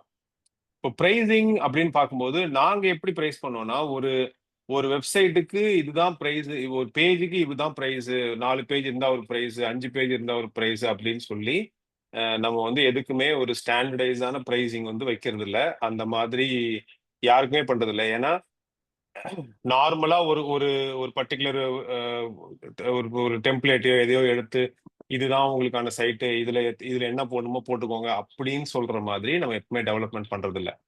ஒவ்வொரு வாட்டியும் ஒவ்வொருத்தரோட தேவைகளை புரிஞ்சுக்கிறோம். அது கண்டிப்பா அவங்கள பத்தி அண்டர்ஸ்டாண்ட் பண்றதுக்கு நாங்க ஒரு வாரம் டைம் எடுத்துக்கிறோம். அவங்க கிட்ட நிறைய கேள்விகள், முடிஞ்ச அளவு கேள்விகள் கேட்கிறோம். ஓகே, அவங்களோட அவங்களோட தேவை இதுதான் வரும்போது அந்த பாயிண்ட்ல நிப்பாட்டி அவங்களுக்கான கொஞ்சம் ரிசர்ச் எல்லாம் பண்ணிட்டு ஓகே இப்படி இந்த ஃப்ளோ இருந்தா அவங்களுக்கு பெஸ்டா இருக்கும்ன்ற ஐடியாவே நாங்க அவங்களுக்கு கொடுத்ததுக்கு அப்புறம் தான் அதுக்கான ப்ரைஸே சொல்றோம். ஸோ நம்ம அதிகமா சார்ஜ் பண்ணல. இப்போ மினிமம் பாத்தீங்கன்னா நார்மலா ரொம்ப பேசிக்கா வெறும் ஒண்ணுமே இல்லை எனக்கு வந்து சும்மா நார்மல் அப்பியரன்ஸ் மட்டும் தான் எனக்கு வேணும் அப்படிங்கிற மாதிரி இருந்தா ஒரு 20,000 இருந்து நம்ம ஸ்டார்ட் பண்றோம். ஒவ்வொரு வெப்சைட் எப்படி இருக்குன்னு அவங்கவுங்க தேவையை பொறுத்து. இப்போ வந்து ஒரு சில பேர் சிஆர்எம் கேட்பாங்க. இப்போ கஸ்டமைஸ் சிஆர்எம் கேட்கறாங்க. இப்போ எங்களுக்கு ஏத்த மாதிரி ஒரு சிஆர்எம் பண்ணி கொடுங்க அப்படின்னு கேட்கறாங்க. நம்ம வெப்சைட்டுக்குள்ள வர லீட்ஸ்ல இருந்து எல்லாத்தையுமே டைரக்டா அந்த சிஆர்எம்ல வந்து அதை நாங்க மேனேஜ் பண்ணி அதுல இருந்து ஒரு கனெக்ட் பண்ணிக்கணும்னா அப்ப அதுக்கான கஸ்டமைஸ் கோட் என்ன அப்படின்னு இருக்கும். ஸோ ஒவ்வொரு விஷயத்துக்கு ஏத்த மாதிரி அந்த பிரைசிங் மற்ற ஸ்டைல் எல்லாமே மாறிக்கிட்டு இருக்கும். இப்போ உங்களுக்கு எங்களோட சர்வீஸ் தேவைப்படுற மாதிரி இருக்கு, அது வேணும் அப்படின்னா அதுக்கேத்த மாதிரி நம்ம டிஸ்கஸ் பண்ணிக்கிட்டு பிரைசிங் சொல்லுவோம் அப்படிங்கிறது தான் இங்க பிரைசிங்ல வந்து ஒரு விஷயம் இருக்கு. இதுக்கு மேற்கொண்டு வேற யாருக்காவது ஏதாவது கேள்விகள் இருக்கா? ஆனா சில பேர் வந்து 5 lakhs ஆகும் 6 lakhs ஆகுங்கிறாங்க. அதெல்லாம் எப்படியான வெப்சைட்? அதாவது எந்த தேவை இப்போ வந்து எப்படின்னா நார்மலா பிரைசிங் வந்து 3 விதமா போடுவாங்க. ஒண்ணு வந்து ஃப்ரீலான்சர் கம்பெனிஸ் வந்து பிரைசிங் கோட் பண்ணும்போது ரொம்ப லீஸ்ட் அமௌண்ட் தான் கோட் பண்ணுவாங்க. ஏன்னா அவங்க வந்து வேற எங்கேயாவது ரொம்ப சிம்பிளா ஒரு டெம்ப்ளேட் எடுத்து போடுறதோ இல்ல அப்படியே மாடிஃபை பண்ணி கொடுக்கறதோ இந்த மாதிரி சிம்பிளா பண்றதுனால அவங்களுக்கு வேலை பளு கம்மி, நிறைய ப்ராஜெக்ட் எடுத்து பண்ணிக்கலாம் அப்படிங்கும்போது ரொம்ப ரேட் கம்மியா பண்ணுவாங்க. சில பேர் ஏற்கனவே ரெடிமேட் டெம்ப்ளேட்டே வச்சுக்கிட்டு அதையே மாடிஃபை பண்ணி 10 பேர் கொடுத்துட்டு கூட அந்த மாதிரி வேலையை செய்வாங்க. ஸோ இது ஒரு வகை. ரெண்டாவது மிட் ரேஞ்ச் கம்பெனிஸ் என்ன பண்ணுவாங்கன்னா, இப்ப கிட்டத்தட்ட மிட் ரேஞ்ச் கம்பெனிஸ் வந்து இப்ப எங்கள மாரி வச்சுக்கோங்க. அவங்களுக்கான கஸ்டமைசேஷனோட ஒரு ஒரு கோட் எல்லாம் வச்சு, இதான் பிரைசிங் அப்படின்னு சொல்லிட்டு ஒரு பிளான் குடுக்கறது. இப்ப நாங்க சொன்ன மாரி. என்டர்பிரைஸ் லெவல்ன்னு பார்க்கும்போது அவங்க என்ன பண்ணுவாங்கன்னா, அ அவங்க பிராண்ட், அவங்க டீம், அவங்களுக்கான ப்ராஃபிட் இதெல்லாம் சேர்த்து அந்த பிரைஸ்ல வைப்பாங்க. அதனால அதோட ரேட் வந்து வேற மாரி இருக்கும். இப்ப நம்ம யார அப்ரோச் பண்ணியிருந்தோம், அவங்க என்ன பண்ண போறாங்க? எத்தன பேர வச்சு டெவலப் பண்ண போறாங்க? எத்தன நாள்ல டெலிவரி பண்ண போறாங்கன்னு சொல்லும்போதே தெரிஞ்சிரும். அவங்க என்ன அந்த கம்பெனியோட ஸ்ட்ரென்த்த வச்சு தான் நம்ம கால்குலேட் பண்ணிக்கணும். அதனால தான் அவங்க காஸ்ட்லியா கேட்கறாங்கன்ட்டுன்னு. இப்ப நார்மலா மிட் ரேஞ்ச் கம்பெனிஸ் வந்து அவங்க பெருசா கம்பெனிஸ்க்கான ப்ராஃபிட்ங்கிறத விடவும், ப்ராஜெக்ட்ஸ்க்கான இம்பார்ட்டன்ஸ் குடுப்பாங்க. அதே நேரத்துல ப்ராஃபிட் லெவல் ரொம்ப கம்மியா வச்சுக்குவாங்க. ஏன்னா, அவங்களுக்கு ப்ராஜெக்ட்ஸ் தான் அவசியம். ஏன்னா மேக்ஸிமம் எல்லாரும் இப்ப இப்ப இப்ப எங்களுதெல்லாம் பார்த்தீங்கன்னா, இப்ப எங்களுக்குன்னு டைரக்ட்டா கம்பெனின்னு ஒண்ணும் கிடையாது. நாங்க என்ன பண்ணுவோம்னா, ஒரு டீமா எல்லாரும் தனித்தனியா இருப்போம். இந்த வொர்க் ஃப்ரம் ஹோம் கான்செப்ட் வந்து எங்களுக்கு வேலை வேலை செய்றதுனால, இப்ப நாங்களே ஒரு 15, 16 பேர் ஒரு டீமா இருக்கோம். யாருக்குமே எங்க ஆஃபீஸ்க்குன்னு ஒரு காஸ்ட் இல்ல. எங்களோட அசெட்ஸ்க்குன்னு ஒரு காசு இல்ல. எந்த ஒரு மேனேஜ்மென்ட் பண்றதுக்கும் எதுக்கும் காசு இல்ல. அந்தந்த டீமுக்கு அந்தந்த ப்ராஜெக்ட்ஸ் வரும்போது அழகா மேனேஜ் பண்ணி குடுத்தோமா, அவங்களுக்கான கஸ்டமைஸ் டெலிவரியா எடுத்தோமான்னும்போது, அதோட பிரைஸ் வந்து கம்மியா இருக்கும். இப்போ நீங்க சொன்ன மாரி 5,00,000 6,00,000 கேட்கறாங்கன்னா, அது 2 விஷயம் ஒண்ணு பார்க்கணும். ஒண்ணு கம்பெனியோட விஷயம் நான் முதல்ல சொன்ன மாரி. 2வது விஷயம் இவங்க என்ன ரிக்வயர்மென்ட்ஸ் குடுத்தாங்க அப்படிங்கிறத வச்சு நம்ம முடிவு பண்ணணும். ரொம்ப பெரிய ரிக்வயர்மென்ட்ஸ் குடுத்துருக்காங்க. அதுல நெறைய காம்ப்ளிகேஷன் ஆஃப் வொர்க் இருக்கு. அது டைம் எடுக்கும். நெறைய ரிசர்ச் பண்ண வேண்டியிருக்கு. நெறைய இன்டர் கனெக்ஷன்ஸ் இருக்கு. டேட்டாபேஸ் ஹேண்ட்லிங் நெறைய இருக்கு. அப்படின்னா, அந்த பிரைஸ்க்கு அது போகும். அவங்களுமே அப்படி சார்ஜ் பண்ணுவாங்க. நம்ம அத வந்து கரெக்ட்டா அவங்க என்ன ரிக்வயர்மென்ட்ஸ் குடுத்தாங்களோ, அத நம்மகிட்ட குடுத்து நம்மகிட்ட கேட்கும்போது தான், நம்மள என்ன அளவுக்கு அத பண்ண முடியும் அப்படிங்கிறத சொல்லலாம். ஆனா, நம்ம வந்து மேக்ஸிமம் அ அந்த என்டர்பிரைஸ் லெவலோ, இல்ல கொஞ்சம் பெரிய லெவல் கம்பெனி கேட்கிற அளவுக்கான பிரைஸ் நம்மகிட்ட இருக்காது. ஏன்னா, நம்ம எதையுமே மேனேஜ் பண்ண வேண்டிய அவசியம் இல்ல. அசெட்டோ சரி, மத்த எதுக்குமே நம்மளுக்கு தேவை இல்லங்கிறதுனால, நம்மளது எப்பவுமே பிரைசிங் கொஞ்சம் கம்மியா தான் இருக்கும். ஒரு வெப்சைட்ட வந்து ரன் பண்றதுக்கு ஆப்பரேட்டிங் காஸ்ட் எவ்வளோ ஆகும் ஒரு வருஷத்துக்கு? இப்ப எப்படி ஆயிடுது அப்படின்னா, வெப்சைட் வந்து 2 வகையா இப்ப வந்து படுது. ஒண்ணு ஒண்ணு வந்து டிபி மேனேஜ்மென்ட்டோட ஒரு ஸ்ட்ரக்சர்ட் வெப்சைட்ன்னு ஒண்ணு இருக்கு. இப்போ யாராவது வந்து ஒரு கஸ்டமர் வந்து அவங்களோட கன்டென்ட் எடிட் பண்ணணும், நானே அப்டேட் பண்ணிக்கணும், செய்யணும் அப்படின்னா, அதுவே 2 வகையா இருக்கு. ஒண்ணு சர்வர்லெஸ் டெவலப்மெண்ட்னு ஒண்ணு இருக்கு. இன்னொன்னு பார்த்தீங்கன்னா, டிபி வச்சு சர்வரோட மேனேஜ் பண்றதுன்னு ஒண்ணு இருக்கு. ஸோ, இப்ப டிபி வச்சு சர்வரோட மேனேஜ் பண்ணும்போது, நம்ம ஒரு கொஞ்சம் அமௌண்ட் பே பண்ற மாரி தான் இருக்கும். ரொம்ப பேசிக்கா இருந்தா மினிமம் ₹1000 இருந்தே ஸ்டார்ட் ஆகும். ஆ வருஷத்துக்கு 1000 கூட ஸ்டார்ட் ஆகும். ஆனா ரொம்ப பேசிக்கான ஒரு சர்வர் ஸ்ட்ரக்சர்ல இருக்கும். அது எந்த அளவுக்கு செக்யூரிட்டி இருக்குன்னு நம்ம வந்து மைண்ட்ல வச்சுக்கணும். எந்த அளவுக்கு வந்து அது சிபியூ நம்மளுக்கு ஷேரிங் ஹோஸ்டிங்கா தான் மேக்ஸிமம் குடுப்பாங்க அதுல. நம்மளுக்கு அது எந்த அளவுக்கு சிபியூ ஷேர் ஆகுது, நம்மளுக்கு ரேம் எவ்வளோ ஷேர் ஆகுதுன்னு பார்க்கணும். அப்பதான் நம்ம சைட்டோட லோடிங் ஸ்பீட் அதிகமா இருக்கும். லோடிங் ஸ்பீட் நல்லா இருந்தா மட்டும் தான் சர்ச் என்ஜின்ல தெளிவா எடுக்கும். கொஞ்சம் ஸ்லோ ஆச்சுனாலும் சர்ச் என்ஜின்ல கிரால் ஆகாது. இதையும் நம்ம மைண்ட்ல வச்சுக்கணும். ஸோ இப்படி ஒண்ணு இருக்கு. இன்னொன்னு வந்து சர்வர்லெஸ் ஹெட்லெஸ் யூஐ இது சிஎம்எஸ் அப்படின்னு சொல்லுவோம். அதிலேயே எடிட்லாம் பண்ண முடியும். டிபிலாம் மேனேஜ் பண்ணணும் அவசியம் இல்ல. அது லோக்கலாவே ஃபைலா செட் பண்ணி வச்சுக்கிட்டே அந்த டேட்டாவெல்லாம் மேனேஜ் பண்ணி வச்சுக்கும். ஆனா, அது என்ன பண்ணணும்னா, நம்ம அது கிளவுட்ல ஒரு அமௌண்ட் பே பண்ற மாரி இருக்கும். மந்த்லி ஒரு ஒரு 200, 300 அப்படின்னு சொல்லி. ரொம்ப மினிமம் ஸ்மால் சைட் பண்றதுக்கு மட்டும் தான் அது யூஸ் ஆகும். வேற எதுவும் பெருசா பண்றதுக்கு வந்து இந்த ஹெட்லெஸ் யூஐ இந்த சிஎம்எஸ் வந்து இப்போ ரொம்ப பீக்ல வரல. இனிமே தான் பெரிய பெரிய வெப்சைட்லாம் பண்றதுக்கு அது ப்ராபப்ளி அது எவால்வ் ஆகும். ஆச்சுன்னா, நம்மளுக்கு சர்வர் காஸ்ட் கொஞ்சம் குறையும். ஏன்னா, அது ஃபைல் ஹோஸ்டிங் மட்டும் தான். அது வைக்கிற மாரி இருக்கும். டிபியோட லோடு கம்மிங்கிறதுனால, நம்மளால அது நல்லா யூஸ் பண்ண முடியும். அது ஒண்ணு இருக்கும். இன்னொன்னு வந்து என்னன்னா, வெப்சைட்ட டிப்ளாய் பண்ணி பண்றதுன்னு ஒண்ணு இருக்கு. அது பார்த்தீங்கன்னா, அது இப்போ ஃப்ரீயாவும் கிடைக்குது. நார்மலா பண்றதுக்கு ஒரு ஒரு நார்மல் ஒரு வெப்சைட் தான். பெருசா ஒண்ணும் இல்ல.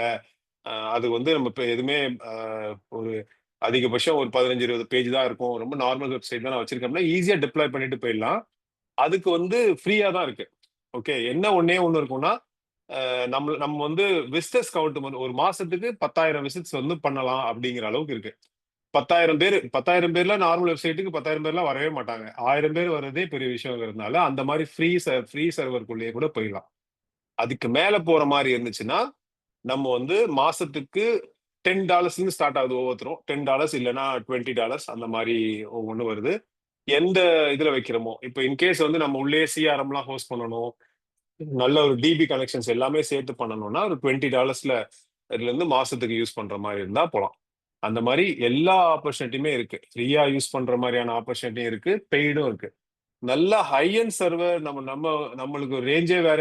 காமர்ஸ்லாம் போடுறோம், ஆன்லைன் பேமெண்ட்லாம் வைக்கிறோம், நல்லா வைக்கணும்னா அட்லீஸ்ட் மினிமம் வந்து ஒரு ஒரு மாசத்துக்கு 3000 rupees பே பண்ணி நல்ல ஒரு சர்வர் ஹோஸ்டிங் வச்சுக்கிறது கஸ்டமருக்கும் நல்லது, நம்மளுக்கும் நல்லது, எஸ்சிஓக்கும் நல்லது. ஸோ அந்த இந்த மாதிரி காமர்ஸ் லெவல்ல பண்ணா அது கரெக்டா இருக்கும். இத மெயின்டெயின் அந்த சைட்டை மெயின்டைன் பண்றதுக்கு யாரையாவது நம்ம என்கேஜ் பண்ணணுமா மந்த்லி வைஸ்? இப்ப பாத்தீங்கன்னா பொதுவா வந்து நம்ம அந்த காமர்ஸோ இல்ல எடிட் சிஎம்எஸ் இந்த மாதிரி விஷயங்கள்லாம் பண்ணும்போது என்ன பண்ணிடுறோம்னா, நம்மளே அவங்களுக்கான கண்ட்ரோல் பேனல் கொடுத்துடுறோம். அதுலயே அவங்க மேனேஜ் பண்ணிக்கலாம். ரொம்ப பெருசாலாம் இருக்காது, ரொம்ப சிம்பிளா ஈஸியா அவங்க பேஜஸ் கிரியேட் பண்ணிட்டு அதுல கண்டென்ட் அப்டேட் பண்றது எல்லாம் பண்றதெல்லாம் பண்ணலாம். பட் மெயின்டெனன்ஸ்ன்னு ஸ்பெசிஃபிக்கா வரும்போது எங்க பிரச்சனை வரும்னா, செக்யூரிட்டி கம்மியா இருக்குன்னா நம்ம வெப்சைட் வந்து மால்வேர் அட்டாக் பண்றதுக்கு வாய்ப்புகள் இருக்கு. அப்ப அந்த மால்வேர் அட்டாக் ஆகுதுன்னா, ஒரு நம்ம வெப்சைட் சும்மா யாராட்டும் ஒரு ஓபன் பண்ணாங்கன்னா அவங்களுக்கு அந்த அந்த வைரஸ் பரவுறதுக்கு வாய்ப்பு இருக்கு. நம்ம சைட்டோட ரெப்புடேஷன் அங்க டவுன் ஆக வாய்ப்பு இருக்கு. கூகுள் கிராலிங்கை ஸ்டாப் பண்ணிடும் இமீடியட்டா. ஏன்னா இந்த சைட் வந்து மால்வேர் அஃபெக்டட் வெப்சைட்னு சொல்லிட்டே கூகுள் ரிசல்ட்லயே காமிச்சிரும். அப்ப அந்த சைட்டுக்குள்ள யாருமே நுழையிறதுக்கே யோசிக்க ஆரம்பிச்சிருவாங்க. ஸோ இந்த மாதிரி விஷயங்கள் இருக்கும்போது நம்ம மெயின்டெனன்ஸ் பண்றதுக்கு வந்து அடிக்கடி நம்ம சைட்டை போய் பார்த்துட்டு கிளியர் பண்ணணும் அப்படின்லாம் இருக்கு. முதல்ல அது வந்து மெயின்டைன் பண்றது. இப்போ இது எப்படின்னா, ப்ரீ எக்ஸிஸ்டிங்கா இருக்கக்கூடிய ஓப்பன் சோர்ஸ் கோடிங்கை யூஸ் பண்ணி நம்ம அதுல வந்து நம்ம வெப்சைட்லாம் பண்ணோம்னா இந்த மால்வேர் அட்டாக் வந்து கண்டிப்பா வரும். ஏன்னா அதெல்லாம் அது பண்ணும்போது தான் நம்மளால சீப்பா வந்து ஒரு பெரிய வெப்சைட்டும் பண்ண முடியும். அது எடுக்கிறது நல்ல விஷயம் தான், அது ஒன்றும் தப்பான விஷயம் இல்லை. ஆனா நம்ம எந்த அளவுக்கு செக்யூரா வச்சுக்கிறோம், எந்த அளவுக்கு அது ரெகுலரா மானிட்டர் பண்றோம் அப்படிங்கிறது முக்கியம். இப்போ ஒவ்வொருத்தருக்கும் ஒவ்வொரு விதமான மெயின்டெனன்ஸ் தேவைப்படும். இப்போ நார்மல் வெப்சைட்னு வச்சுக்கோங்க. இப்போ மேனுஃபேக்சரிங் மாதிரி ஒரு சைட்டு தான், அங்க பெருசா ஒன்றும் கண்டென்ட் இல்லை, ரொம்ப நார்மலா தான் இருக்குன்னா அங்க செக்யூரிட்டி லெவல் செக் மட்டும் பண்ணிக்கிட்டா போதும். அது வந்து அவங்க சர்வர் சைட்ல அது எப்படி இருக்கு, ஒழுங்கா இருக்கா இல்லையான்னு பார்த்தா போதும். இன்கேஸ் மால்வேர் அட்டாக் ஆச்சுன்னா மட்டும் மறுபடியும் நம்மளை காண்டாக்ட் பண்ணி இது என்னன்னு பிரச்சனைன்னு பார்த்து அதுக்கான மினிமம் அமௌண்ட் பே பண்ணிட்டு நம்ம வந்து அந்த சொல்யூஷன் அந்த ப்ராப்ளத்தை சால்வ் பண்ணி கொடுக்குற மாதிரி இருக்கும். காமர்ஸ் மாதிரி ஒரு பெரிய லார்ஜ் ஸ்கேல் சைட்லாம் இருந்தா ஒரு டெடிகேட்டடா ஒரு சர்வர் ஹேண்டில் பண்றதுக்குன்னு சொல்லிட்டு அட்லீஸ்ட் மினிமம் அது நிறைய கஸ்டமர்ஸ் வராங்க போறாங்க யூஸ் பண்ணாங்கன்னா ஒரு மாசம் ஒரு 2000 ரூபாய் கொடுத்து நம்ம சர்வர் மெயின்டெனன்ஸ்க்காக வெப்சைட் மெயின்டெனன்ஸ்க்காகன்னு ஒரு ஆளை வந்து ஒரு பார்ஷியலா ஹையர் பண்ணி வச்சுக்கிற மாதிரி வச்சுக்கிறது ரொம்ப சேஃப். ஏன்னா அடிக்கடி அதுல வந்து ஏதாவது ஒரு ப்ராப்ளம் வந்து கிரியேட் ஆகிட்டே இருக்கும். அந்த ஏஎம்சி மாதிரி நம்ம ஒரு ஆளை வச்சுக்கிட்டோம்னா நம்ம அதை மெயின்டைன் பண்றதுக்கு அது இன்னும் ஈஸியா இருக்கும். அப்ப ரன்னிங் காஸ்ட்ங்கிறது வந்து மாசம் 5000 ருபீஸ் கிட்ட வந்துருங்கிறீங்களா? அது வந்து அதாவது அது வந்து என்னன்னா பெரிய பெரிய அதாவது நான் இந்த 5000 rupees வரைக்கும் வர்றது வந்து ஒரு காமர்ஸ் மாதிரியான சைட்டு, வெறும் காமர்ஸ் மாதிரியான சைட்டுக்காக மட்டும் இல்ல, எந்த அளவுக்கு நம்ம கிட்ட கஸ்டமர் வராங்கன்றத பொறுத்து. ஒரு 1000 பேருக்கு மேல நம்மளுக்கு ரெகுலரா வர்றாங்க, நம்ம வெப்சைட்டை ஹேண்டில் பண்றாங்க, வந்துட்டு போறாங்க அப்படின்னா கண்டிப்பா நீங்க 5000 rupees மினிமம் மந்த்லி வைக்கணும். ஆனா நம்மளுக்கு வந்து அவ்வளவு இல்ல, மாசத்துக்கே 1000 பேர் தான் இருக்காங்கன்னா நீங்க மாச செலவுலாம் பண்ண வேண்டிய அவசியமே இல்லை. ஃப்ரீயாவே பண்ணிட்டு போயிடலாம். எப்படி ஃப்ரீயா பண்ணலாம்னா, நான் முதல்ல சொன்ன மாதிரி அந்த வெறும் வெப்சைட்டை டெப்ளாய் பண்ணி ஒரு ஸ்டாட்டிக் வெப்சைட் மாதிரி வச்சு ரன் பண்ற மாதிரி இருந்தா அதுல செலவே இருக்காது, பெரிய சேஞ்சஸ் இருக்காது. சரியா? சின்ன சின்ன சேஞ்சஸ் தான் இருக்குன்னா உங்களோட வெப் டெவலப்பர்கிட்டே நீங்க பேசிட்டு எங்களுக்கு இது மாதிரி அதிகபட்சம் ஒரு வருஷத்துக்கு ஒரு 4-5 சேஞ்சஸ் கொடுப்பேன், இதை சேர்த்து பண்ணுவீங்கன்னா, இல்ல ஒரு 4-5 சேஞ்சஸ் சேர்த்தே ஒரு 2000-3000 வருஷத்துக்கு கொடுங்கன்னு சொன்னாங்கன்னா அதை மட்டும் கொடுத்துட்டு அவங்கள பண்ணிக்கலாம் அதிகபட்சம். இல்ல அந்த சேஞ்சுமே எனக்கு இருக்க போறது இல்லை, எனக்கு வெப்சைட்ல வந்து இந்த வருஷம் பண்ணா அதோட அடுத்த வருஷம் தான் எனக்கு ஏதாவது சேஞ்சஸ் இருக்கும், எனக்கு ஒன்றும் பெரிய சேஞ்சஸ்லாம் இருக்காதுன்னா நீங்க செலவே பண்ண வேண்டியதில்லை. வெரி ஃபர்ஸ்ட் டைம் பண்ணக்கூடிய அந்த வெப்சைட் கிரியேஷனுக்கான வேலை மட்டும் பண்ணா போதும். சர்வரை வந்து டிப்ளாய் பண்ற இடத்துல பண்ணிட்டா போதும். சர்வர் செலவுமே இல்லாம நீங்க வந்து பிசினஸ் ஸ்டார்ட் பண்றதுக்கு அது ரொம்ப யூஸ்ஃபுல்லா இருக்கும். அதே மாதிரி ஃபார் எக்ஸாம்பிள் வந்து ஒரு ஆன்லைன் அப்பியரன்ஸ்க்கு அந்த மாதிரி சிம்லர் ஒரு பேசிக் வெப்சைட் பண்ணதா இருந்தா 20,000 to 30,000 மட்டும் ஸ்பெண்ட் பண்ணிட்டு விட்டுட்டீங்கன்னா போதும். அந்த சைட்டே நீங்க 5 வருஷம் கூட யூஸ் பண்ணிக்கலாம். அதுல இருக்கிற இதுவே கூட உங்களுக்கு வந்து என்கொயரி ஃபார்ம்ல இருந்து எல்லாமே ஒர்க்கிங் கண்டிஷன்ல இருக்க போறதுனால அதுல மால்வேர் அட்டாக் வந்து ரொம்ப கம்மி. ஏன்னா அதுக்கு ஸ்பெசிபிக்கா சர்வருக்குன்னு லாகினோ சர்வருக்குன்னு ஆக்சஸோ கிடையாது. அதனால மால்வேர் வந்து டைரக்டா அந்த செக்ஷனுக்குள்ள எப்படி நுழையிறதுன்னு அதுக்கு ஒரு வழியே கிடையாது. அதனால நுழையாது. ஏன்னா அது ஒரு ஃபைல் ஹோஸ்ட் ஆயிருக்க லொகேஷன் ஒண்ணு கிடையவே கிடையாது. அந்த மாதிரி ஒரு ஆக்சஸே அது கிடையாது. அதனால அதுல மால்வேர் அட்டாக் கம்மி. அப்போ வந்து நீங்க அந்த அந்த அந்த ஏர்லி மேனேஜ் பண்ற விஷயமா இருந்தாலும் சரி, ரெகுலரா ட்ராக் பண்ணணுங்கிறதா இருந்தாலும் சரி, அது மாதிரி இருக்க போறதே இல்லை. ஸோ ஒரு வாட்டி சைட் பர்ஃபெக்டா ரன் பண்ணி கொடுத்துட்டாங்கன்னா அது பாட்டில் ரன் ஆகிட்டே இருக்கும். நீங்க எதுவுமே கவலைப்பட வேண்டியதில்லை. ஒரு 2 வருஷம் 3 வருஷம் கழிச்சு சைட்டை ஒரு அப்டேட் பண்ணீங்கன்னா ஓகே நம்ம லைவா இருக்கிறோன்ற மாதிரி காமிச்சிக்கிறதுக்கு வெப்சைட்ல இன்னொரு டிசைன் சேஞ்சோ இல்ல இமேஜஸ் சேஞ்சோ ஒரு 2 வருஷம் 3 வருஷம் கழிச்சு பண்ணீங்கன்னா சூப்பரா இருக்கும். ஆனா ஒரு காமர்ஸ் சைட்டோ இல்ல ஒரு பெரிய ஒரு லார்ஜ் ஸ்கேல் சைட்டுக்கு வந்து நீங்க ரெகுலர் அப்டேட் சைட்ல இருக்கும், அடிக்கடி கண்டென்ட் மாத்திக்கிட்டே இருப்போம், அந்த மாதிரிலாம் இருக்கும்போது மினிமம் 5,000 நீங்க செலவு பண்ற மாதிரி தான் இருக்கும். ஓகே. ஆரம்பத்திலே வந்து இதெல்லாம் சொல்லிடுவீங்களா? எவ்வளவு காஸ்ட் ஆகும், ஆமா. ரன்னிங் காஸ்ட் எவ்வளவு ஆகும்? ஏன்னா திடீர்னு நாங்க ஆரம்பிச்சிடுறோம், அதுக்கப்புறம் தான் எங்களுக்கு இந்த ரன்னிங் காஸ்ட் எல்லாம் தெரியும் போது அது கொஞ்சம் சிரமமா இருக்கு. அதனால கேட்குறேன். ஆமா. இப்ப நம்ம வந்து சொல்லும் போதே சொல்லிடுவோம். இந்த மாதிரிலாம் இப்போ வந்து நம்ம இப்போ டெவலப் பண்ணும் போதே நம்ம சொல்லியிருப்போம். இதெல்லாம் இந்த அளவுக்கு செலவாகும், இந்த அளவுக்கு மெயின்டெனன்ஸ் இங்க பண்ற மாதிரி இருக்கும். இது தேவையா தேவையில்லையா அப்படிங்கிறத பொறுத்து தான் அடுத்த ஸ்டெப்பே. அதனால வந்து அந்த அளவுக்குலாம் ப்ராப்ளம் இருக்காது. ஏன்னா முதல்ல வந்து அவங்களோட தேவைக்கு ஏத்த மாதிரி தான் நம்ம ஒர்க்கே ஸ்டார்ட் பண்ணுவோம். ஓகே. அவங்க இடையில வந்து எந்த சேஞ்சஸ் சொல்லாம இருக்கிறாங்க அப்படின்னா அந்த ஃப்ளோ அப்படியே போயிட்டு இருக்கும். இடையில அவங்க சேஞ்சஸ் சொல்லும்போது எங்களுக்கு இந்த மாதிரி இருந்தா நல்லா இருக்கும், அந்த மாதிரி இருக்கு நல்லா இருக்கும்னு சொல்லி அவங்க மாத்தும் போது அவங்களோட ஸ்கோப் ஆஃப் ஒர்க்கை மாத்தும் போது அதே மாதிரி நம்மளோட சர்வர் டிமாண்ட் பண்றதோ சரி, ப்ரோக்ராம் டிமாண்ட் பண்றதோ சரி, நம்மளும் மாத்த வேண்டியிருக்கும். அதுக்கேத்த மாதிரி அவங்களுக்கான சேஞ்சஸை நம்ம சொல்லதான் செய்வோம். அதே மாதிரி மத்த யாருக்கும் கேள்வி இருக்கா? எல்லாரும் எல்லாரும் கேள்வி கேட்டீங்கன்னா இன்னும் கொஞ்சம் என்னால் புரிய வைக்க முடியும். நார்மல் கொஸ்டினா இருந்தாலும் பரவாயில்ல, கேளுங்க.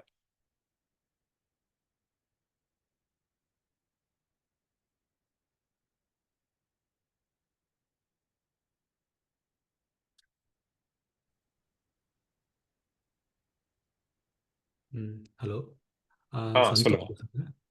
சொல்லுங்க. பாலா சொல்லிட்டு இருந்தாரு, நீங்கள் சேட் ஜிபிடி எல்லாம் யூஸ் பண்ணி ரொம்ப ஃபாஸ்ட்டாக வெப்சைட் டெவலப் பண்ணிட்டீங்க அப்படின்ட்டு. ஸோ ம், அவரோட வெப்சைட்டு ம். இப்போது அது வந்த பிறகு உங்களோட ப்ரொடக்டிவிட்டி எவ்வளோ ஃபாஸ்ட்டாக இன்க்ரீஸ் ஆகிருக்கு, ப்ளஸ்ஸு இதனால காஸ்ட் எப்படி உங்களுக்கு ஏறி இருக்கா இறங்கியிருக்கா எப்படி ஆயிருக்கு ஆ, உங்களோட இப்போ காஸ்ட்? இப்போ எப்படி பாத்தீங்கன்னா நம்ம அதே மாதிரி பிரைஸ் ரேஞ்ச் எப்படி மாறுதுன்னு பாருங்க. இப்போ வந்து ஒரு ஒரு வெப்சைட் வந்து நார்மலா ஒரு டிசைன் எடுத்து ஒரு வெப்சைட் கிரியேட் பண்ணி எல்லாம் பண்றோம் அப்படின்னா சாட் ஜிபிடியோட கம்ப்ளீட் யூட்டிலைசேஷன் வந்து பண்ண முடியாது இப்போ. ஓகே. ஏன்னா அது எந்த அளவுக்கு இன்னும் எஃபிஷியண்டா மாறி இருக்குன்னு ப்ராபப்ளி இன்னும் 2 வருஷத்துல ரொம்பவே நல்லா எஃபெக்டிவா வரும். அப்போ வந்து நல்லா யூஸ் பண்ணலாம்னு நினைக்கிறேன். இப்போதான் கொஞ்சம் எவால்வ் ஆயிட்டு இருக்கு. பட் சாட் ஜிபிடில எப்படி நம்மளுக்கு யூஸ்ஃபுல் ஆகுதுன்னு பண்ணணும்னா ஒரு எக்ஸாம்பிளுக்கு இந்த செல்வோமா.காம்னு ஒரு .காம் இருக்கு. அந்த வெப்சைட்ல வந்து நாங்க வெப்சைட் டிசைன்லாம் பண்ணிட்டோம். ஆனா பண்ணதுக்கு அப்புறம் அது பண்றதுக்கு எங்களுக்கு ஒரு 2-3 டேஸ் ஆச்சு. ஏன்னா அவங்க ரொம்ப சிம்பிளா எனக்கு வெறும் சும்மா நாமளும் வெப்சைட் லான்ச் பண்றதுக்கு ஒரு வெப்சைட் வேணும் அப்படிங்கிற மாதிரி தான் கேட்டாங்க. அதனால டப் டவுன் பண்ணிட்டோம். பண்ணிட்டு இருக்கும்போது கடைசியா என்ன சொல்லிட்டாங்கன்னா எங்களுக்கு ஒரு கொஸ்டினர் வேணும். உள்ள ஒருத்தர் வராரு அப்படின்னா அவங்க வந்துட்டு அஹ், என்ன அவங்களோட தேவை என்ன, எத்தனை நாள் ட்ரிப்பு போகணும், எந்தெந்த இடம் சுத்தி பார்த்தா ஓகேயா இருக்கும், நாங்க எத்தனை பேர் வரோம், எவ்வளவு பட்ஜெட், இந்த மாதிரியான கொஸ்டின் கேட்டா அதுக்கு ஒரு என்கொயரி ஃபார்ம் மாதிரி இருந்துச்சுன்னா நம்ம கம்ப்ளீட் ரிசல்ட் எடுத்துட்டு நம்ம கம்ப்ளீட் டேட்டா எடுத்துட்டு அவங்களை காண்டாக்ட் பண்றதுக்கு ஈஸியா இருக்கும்னு சொல்லி ஒரு கொஸ்டினர் மாதிரி பண்ண சொன்னாங்க. இப்போ இந்த கொஸ்டினர் நம்ம பண்ணணும்னு வச்சுக்கோங்க, குறைஞ்சது இது ஒரு ஒரு ஒரு 1.5 நாள் ஆகும். ஏன்னா முதல்ல கொஸ்டினர் என்ன வைக்கணும், அதுக்கான சின்ன சின்ன லாஜிக்ஸ் எழுதணும், அதுக்கான கண்டிஷன்ஸ் எல்லாம் போட்டு அப்புறம் அதுக்கான ஃபார்ம் டிசைன் எல்லாம் பண்ணி அடுத்தடுத்த இந்த விசார்ட் டிசைன் சொல்லுவோம், அந்த விசார்ட் மாதிரி எல்லாம் பண்ணி அடுத்தடுத்த செக்ஷனுக்காக போக வச்சு எல்லாம் அதுக்கப்புறமா ஃபைனலா அந்த டேட்டா வந்து மெயிலுக்கு ஹிட் பண்ற வரைக்கும் குறைஞ்சது 1-1.5 நாள் ஆகும். அந்த ஒரு டெவலப்மெண்ட் பண்றதுக்கு மினிமம் 1.5 நாள் ஆகும். நல்லா பண்றதா இருந்தா இன்னும் ஒரு 3 டேஸ் கூட ஆகும் அது. ஆனா சரியா எங்களுக்கு அது நம்ம வந்து இந்த மாதிரி பர்டிகுலரா இந்த கொஸ்டினை கேட்டு இந்த மாதிரி ஃபார்ம் பண்றதுக்கு எனக்கு ஒரு ஆப்ஷன் கொடு அப்படின்னு சொல்லி கோட் ஸ்ட்ரக்சர் கேட்டா அது சரியா கரெக்ஷனோட சேர்த்து நான் சொல்றேன், சொல்லும்போது அதிகபட்சம் ஒரு 10 to 15 நிமிஷம் ஆயிருக்கும். ஓரளவுக்கு எங்களுக்கு தேவையானதுல 80% அது கொடுத்துருச்சு. ஓகே. அதுக்கப்புறம் அந்த ஒரு 15 நிமிஷத்துல என்ன ஆகுதுன்னா 80% ஃபார்முக்கான டேட்டா கொடுத்துருச்சு. அதுக்கப்புறம் அந்த டிசைனும் மத்த கரெக்ஷன்ஸ்லாம் நம்ம இங்க மேனுவலா பண்ற மாதிரி இருந்துச்சு. நம்ம இங்க மேனுவலா பண்ணோம். அப்போ அதெல்லாம் அந்த டிசைன் எல்லாம் பண்ணும்போது அது ஒரு ஹாஃப் டே ஆச்சுன்னு வச்சுங்க. இந்த 1.5 நாள் பண்ற வேலைய ஹாஃப் டேல முடிக்கிற மாதிரி அது வேலையை பண்ணி கொடுத்துச்சு. இப்போ இந்த 1.5 நாள் பண்றதுக்கு ஒரு நல்ல டெவலப்பரா இருந்தாங்கன்னா அவங்களே பண்ணிடுவாங்க 1.5 நாள்ல. கொஞ்சம் லோ லெவலா இருந்தாங்கன்னா டெவலப் பண்ணுவாங்க, டிசைன் இன்னொருத்தர் பண்ணுவாரு. சோ அப்ப என்ன ஆகும்னா அதுவே 2 ரிசோர்ஸ் நீங்க என்கேஜ் பண்ற மாதிரி இருக்கும் இந்த ஃபார்முக்கு. இது என்டர்பிரைஸ் லெவல்ல பாத்தீங்கன்னா இதுக்கு ஒரு 4 ரிசோர்ஸ் ஒரு என்கரேஜ் இது அதுல என்கேஜ் பண்ணுவாங்க. ஏன்னா முதல்ல ஒரு ரிசர்ச் பண்றதுக்கு ஒரு ஆளு, மேனேஜ் பண்றதுக்கு ஒரு ஆளு, ஆர்கிடெக்சர் போறதுக்கு ஒரு ஆளுன்னு சொல்லி அவங்களாவே பெரிய டீமா வச்சுக்குவாங்க. இப்ப இதே இப்படி யோசிச்சு பாருங்க. 15 மினிட்ஸ் வந்து அந்த ஸ்ட்ரக்சர் கோடு, ஹாஃப் டே வந்து டிசைன் முடிஞ்சிருச்சு. கரெக்டா ஹாஃப் டேல அந்த ஒரு ஃபார்ம் முடிஞ்சிருச்சு. ஸோ சரியா 4 நாளோ என்னமோ தான் அந்த வெப்சைட் கொடுத்துருவோம் நாங்க. இப்போ அந்த வெப்சைட் என்ன ஆகுதுன்னா அழகா ரன் ஆகும்.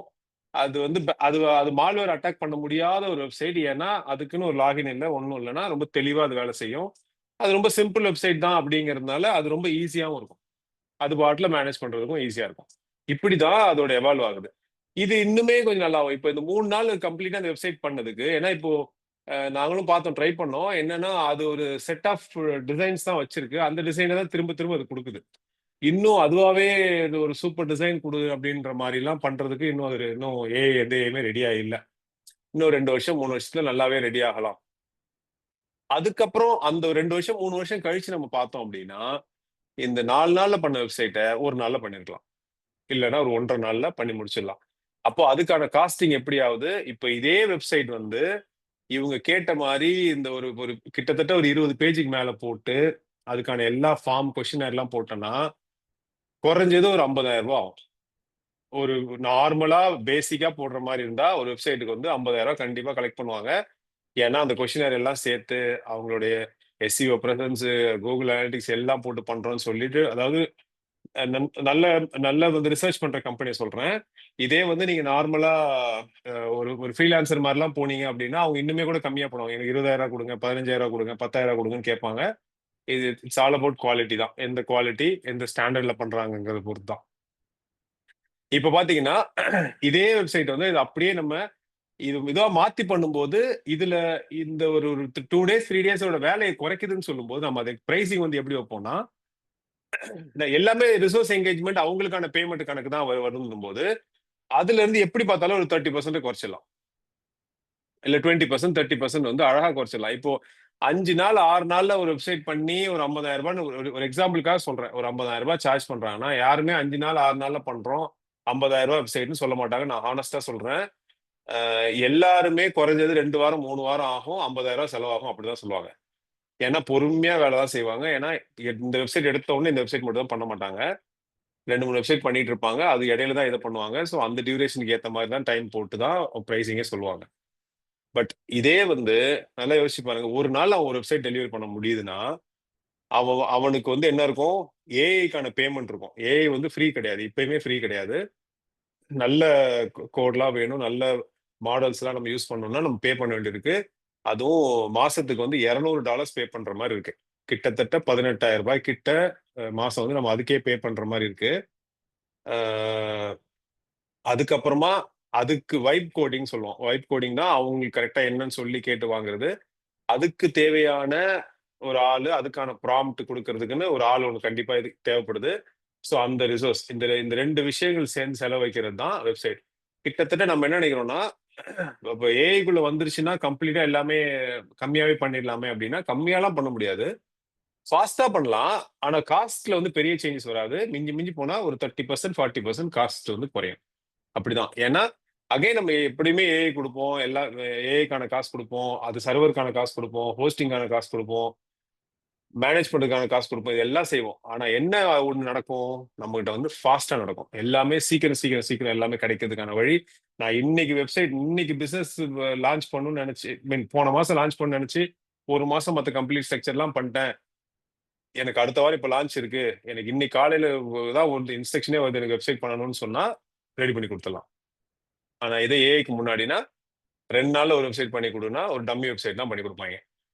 தெளிவான குவாலிட்டியான வெப்சைட் பண்ண முடியாது. ஸோ இந்த மாதிரி சேஞ்சஸ் தான் நடக்கும். Super, thank you. உங்களோட கேள்வி பதில் கிடைச்சிச்சா இல்ல எதுவும் கம்மியா தேங்க்ஸ். சொல்லிருக்கேனா? இல்லை ஓகே இல்லை, கரெக்டாக தான் இருந்தது. தேங்க்யூ. ஓகே. நான் வேற ஜான். யாருக்காவது சொல்லுங்க. இப்போ ஒரு பேசிக்கா நான் ஒரு வெப்சைட், ஏன்னா இப்போ நான் சில இதெல்லாம் என்கொயர் பண்றேன். இப்போ எப்படின்னா ம், யூரோப் பிராண்டு, நான் ஆக்சுவலா மெடிக்கல் எக்யூப்மெண்ட் ஃபீல்டில் இருக்கனால ஜெர்மன்ல மோஸ்ட்லி நான் என்கொயர் பண்றேன். அப்புறம் சைனாலேயும் கொஞ்சம் என்கொயர் பண்றேன். அவங்க சடன் நெக்ஸ்ட் என்ன பார்க்குறாங்கன்னா, நான் வெப்சைட் வச்சிருக்கேனா அப்படிங்கிறது பார்க்குறாங்க. என் கம்பெனி ம், பேர், என் கம்பெனி மாதிரியே ஈக்குவலா இருக்கு இன்னொரு கம்பெனி ஒன்று இருக்கு. அது வந்து ஹரியானால இருக்கு. அவர் எனக்கு நல்லா தெரியும். அவர் ஒரு மேனுஃபேக்சரர். ஸோ நான் ஒரு தடவை இங்கேருந்து என்கொயரி போட்டிருக்கேன். அவங்க என்ன பண்ணிட்டாங்க, ம், இதுதான் என்னோட கம்பெனின்னு நினச்சிட்டு அவருக்கு மெயில் அனுப்பியிருக்காங்க. வெப்சைட்லாம் செக் பண்ணிட்டு அவருக்கு மெயில் அனுப்பி இது ஒரிஜினலா இல்லையா அப்படின்னு அவரை வந்து என்கொயரி பண்ணாங்க. அவர் எனக்கு தெரிஞ்சவருங்கிறனால என்கிட்ட அனுப்பி இன்னும் உன்னை பற்றி ம், கேட்குறாங்க அப்படின்னு சொல்லிட்டாங்க. இப்போ நானே வந்து எனக்கு ஒரு சின்னதாக ஒரு ரொம்ப பேசிக்காக ஒரு வெப்சைட் ஒன்று வைக்கணும். அபவுட் அஸ் இருக்கலாம். ஒரு ஒரு 50 எக்யூப்மெண்ட்டை பற்றின டீட்டெயில் வச்சுட்டு நான் ஒரு வெப்சைட்டு என்கிட்ட வர மாதிரி பண்ணணும். அதுக்கு எவ்வளோ ம். சார்ஜ்? இது வந்து நம்ம தனியா சார்ஜ் வந்து தனியா டிஸ்கஸ் பண்ணலாம். பட் அதுக்கு முன்னாடி உங்களோட ப்ராப்ளத்துக்கான சொல்யூஷன் என்னன்றது நான் சொல்றேன் பாருங்க. இப்போ இங்கதான் வந்து டிசைன் சிஸ்டம் அப்படின்ற ஒரு கான்செப்ட் வந்து வேலை செய்யுது. ஒரு எக்ஸாம்பிளுக்கு ஒரே மாதிரி பேர்ல வந்து 2 கம்பெனிஸ் இருக்கும், சிமிலர் நேம் கம்பெனிஸ் இருக்கும். வெறும் எஸ் அதிகமா இருக்கும், எஸ் கம்மியா ஒரு வெப்சைட் இருக்கும், ஒரே சர்வீஸ் பண்ணுவாங்க. இதுல நிறைய பேர் கன்ஃபியூஸ் ஆகி நம்ம கஸ்டமர் வந்து மாத்தி போறதுக்கான வழிகள் நிறைய இருக்கு. இப்போ அந்த இடத்துல தான் டிசைன் சிஸ்டம் அப்படிங்கிற ஒரு கான்செப்ட் நம்ம வைக்கிறோம். எப்படி அந்த டிசைன் சிஸ்டம் வேலை செய்யுதுன்னா, நம்மளுக்கான ஓன் டிசைன் சிஸ்டம் பிளான் பண்ணிட்டு நம்மளுக்கான லோகோ, நம்மளுக்கான கலர்ஸ் இதெல்லாம் வந்து பெர்ஃபெக்ட்டா பண்ணணும். நம்மளோட காம்படிட்டர் எந்த கலர்ல இருக்கான், நம்மளோட ஈக்குவலா நேம்ல இருக்கிறவனோ இதுல எதுல இருக்கான்றத ஒரு செக் பண்ணிட்டு நம்மளுக்கான ஒரு யூனிக் கலர்ஸ், யூனிக் டிசைன்ல லோகோ இதெல்லாம் பெர்ஃபெக்ட்டா கொண்டு வந்து வைக்கணும். நம்மளை பத்தி எங்க எதை சொல்றதா இருந்தாலும் அந்த டிசைன் சிஸ்டமோட சொல்லணும். ஒரு எக்ஸாம்பிளுக்கு வந்து நம்ம விசிட்டிங் கார்டு கொடுத்தாலும் அந்த டிசைன் சிஸ்டம் அதுல இருக்கணும்.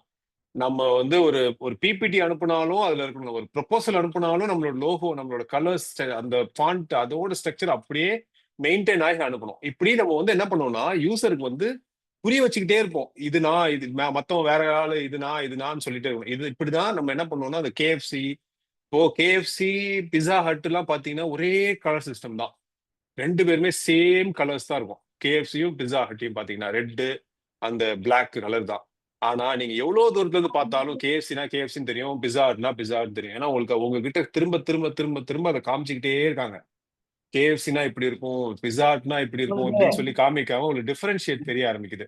டிஃபரன்ஷியேட் தெரிய ஆரம்பிக்கும் போது என்ன ஆகும்னா, ஓகே நீங்க நீங்க நீங்க நீங்க கேஎஃப்சின்ற டெக்ஸ்டே காட்ட வேண்டாம். நீங்க அந்த கேஎஃப்சிக்கான ஸ்டைல காமிச்சீங்கனாலே தூரத்துல இருந்து பாத்தீங்கன்னா கூட இது கேஎஃப்சின்றீங்க. அந்த அளவுக்கு வந்து நீங்க வந்து உங்க மைண்ட்ல வந்து அது பதிஞ்சிரும். அதுக்கு தான் அந்த டிசைன் சிஸ்டம் வந்து ஒர்க் ஆகுது. நீங்க எந்த கேஎஃப்சி இது அவுட்லெட்டுக்கு போனீங்கனாலும் ஒரே பேட்டர்ன்ல தான் டிசைன் இருக்கும். சீட்டிங் அரேஞ்ச்மெண்ட்ஸ்ல இருந்து அவங்களோட வால் கலர்ஸ்ல இருந்து மெனு கார்டுல இருந்து எல்லாமே ஒரே ஸ்ட்ரக்சர், ஒரே டிசைன், ஒரே ஃபார்மட், ஒரே கலர்ஸ் இப்படிதான் இருக்கும். ஏன் அப்படி இருக்கிறாங்கன்னா எவ்வளவு தூரத்துல இருந்து பார்த்தாலும் இது கேஎஃப்சின்னு தெரியும். இது இப்படிதான் நம்ம வந்து ஃபர்ஸ்ட் இந்த டிசைன் சிஸ்டம் இம்ப்ளிமெண்டேஷன்ல வந்து கான்சென்ட்ரேட் பண்ணணும். ஃபர்ஸ்ட் இது, அதுக்கப்புறம் தான் அந்த வெப்சைட். இதே கலர் சிஸ்டம்ல வெப்சைட்டும் இருக்கணும். அப்போ நீங்க நார்மலா ஒருத்தர் கொட்டேஷன் அனுப்புறீங்க, ஒரு விஷயம் பண்றீங்க அப்படின்னா நம்ம லோகோவையோ அந்த கலர்ஸ் ஸ்டைல்லையோ நீங்க அனுப்பிக்கிட்டே இருக்கீங்கன்னா கண்ணை மூடி சும்மா வந்துட்டு ஒரு பிளாங்க்ல ஒரு வெப்சைட் பார்த்தா கூட இல்லையே நம்மளுக்கு வந்த இது வேற, இந்த லோகோ வேற, இந்த லோகோ வேற இருக்கு, அப்ப இது வேற ஆளுன்னு தெரிஞ்சிடும். அதுலயே அவங்க ஃபில்டர் பண்ணிடுவாங்க. கரெக்டா இந்த ஸ்ட்ரக்சர் பார்க்கும்போது ஓகே இதுதான் நம்ம வந்த ஆளு அப்படின்னு சொல்லிட்டு கரெக்டா பண்ணுவாங்க. மேக்சிமம் வந்து 99% லீட்ஸ் வந்து லீக் ஆகுறத அழகா தடுக்கலாம். அது வந்து ரொம்ப இந்த மாதிரி இடத்துல தான் வேலை செய்யும். அதுக்காக வந்து நம்ம முக்கியமா டிசைன் சிஸ்டம் இம்ப்ளிமெண்டேஷன் ஃபர்ஸ்ட், அதுக்கப்புறம் தான் வெப்சைட். நீங்க வந்து தனியா இப்ப என்னோட நம்பர் வந்து இப்போ இதுலயே இருக்கும்னு நினைக்கிறேன், அந்த குரூப்லயே இருக்கும்னு நினைக்கிறேன். என்ன பொன்சக்தி ஆனந்த் பேர் இருக்கும் வந்து, நீங்க அதுலயே எனக்கு நீங்க கான்டாக்ட் பண்ணுங்க. நம்ம ஃபர்தரா உங்களோட தேவை என்னன்றதை பொறுத்துட்டு நம்ம அடுத்த டிஸ்கஷன் வச்சுக்கலாம். நான் தெளிவா சொல்றேன், நீங்க ஃபர்தரா அதுக்கப்புறம் பார்க்கலாம். ஓகே ஓகே, கண்டிப்பா. உங்களோட தேவையை பொறுத்து தான் நம்ம வந்து டிசைன் சிஸ்டமையும் நம்ம வடிவமைக்கணும். ஓகே, அதுக்கேற்ற மாதிரி நம்ம பிளான் பண்ணலாம். தேங்க்யூ. ஓகே. அடுத்து வேற எதுவும் கேள்வி, இந்த செஷன் சம்பந்தமா கேள்விகள் ஏதாவது?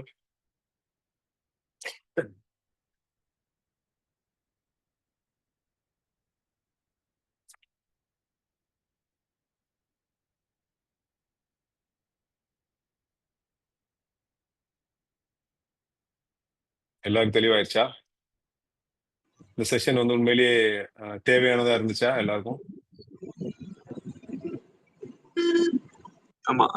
ஆனந்த், தேங்க்யூ. நீங்க ரெக்கார்டர் கூட ஸ்டாப் பண்ணிக்கோங்க. அதுக்கப்புறம் நம்ம ஃப்ரீயா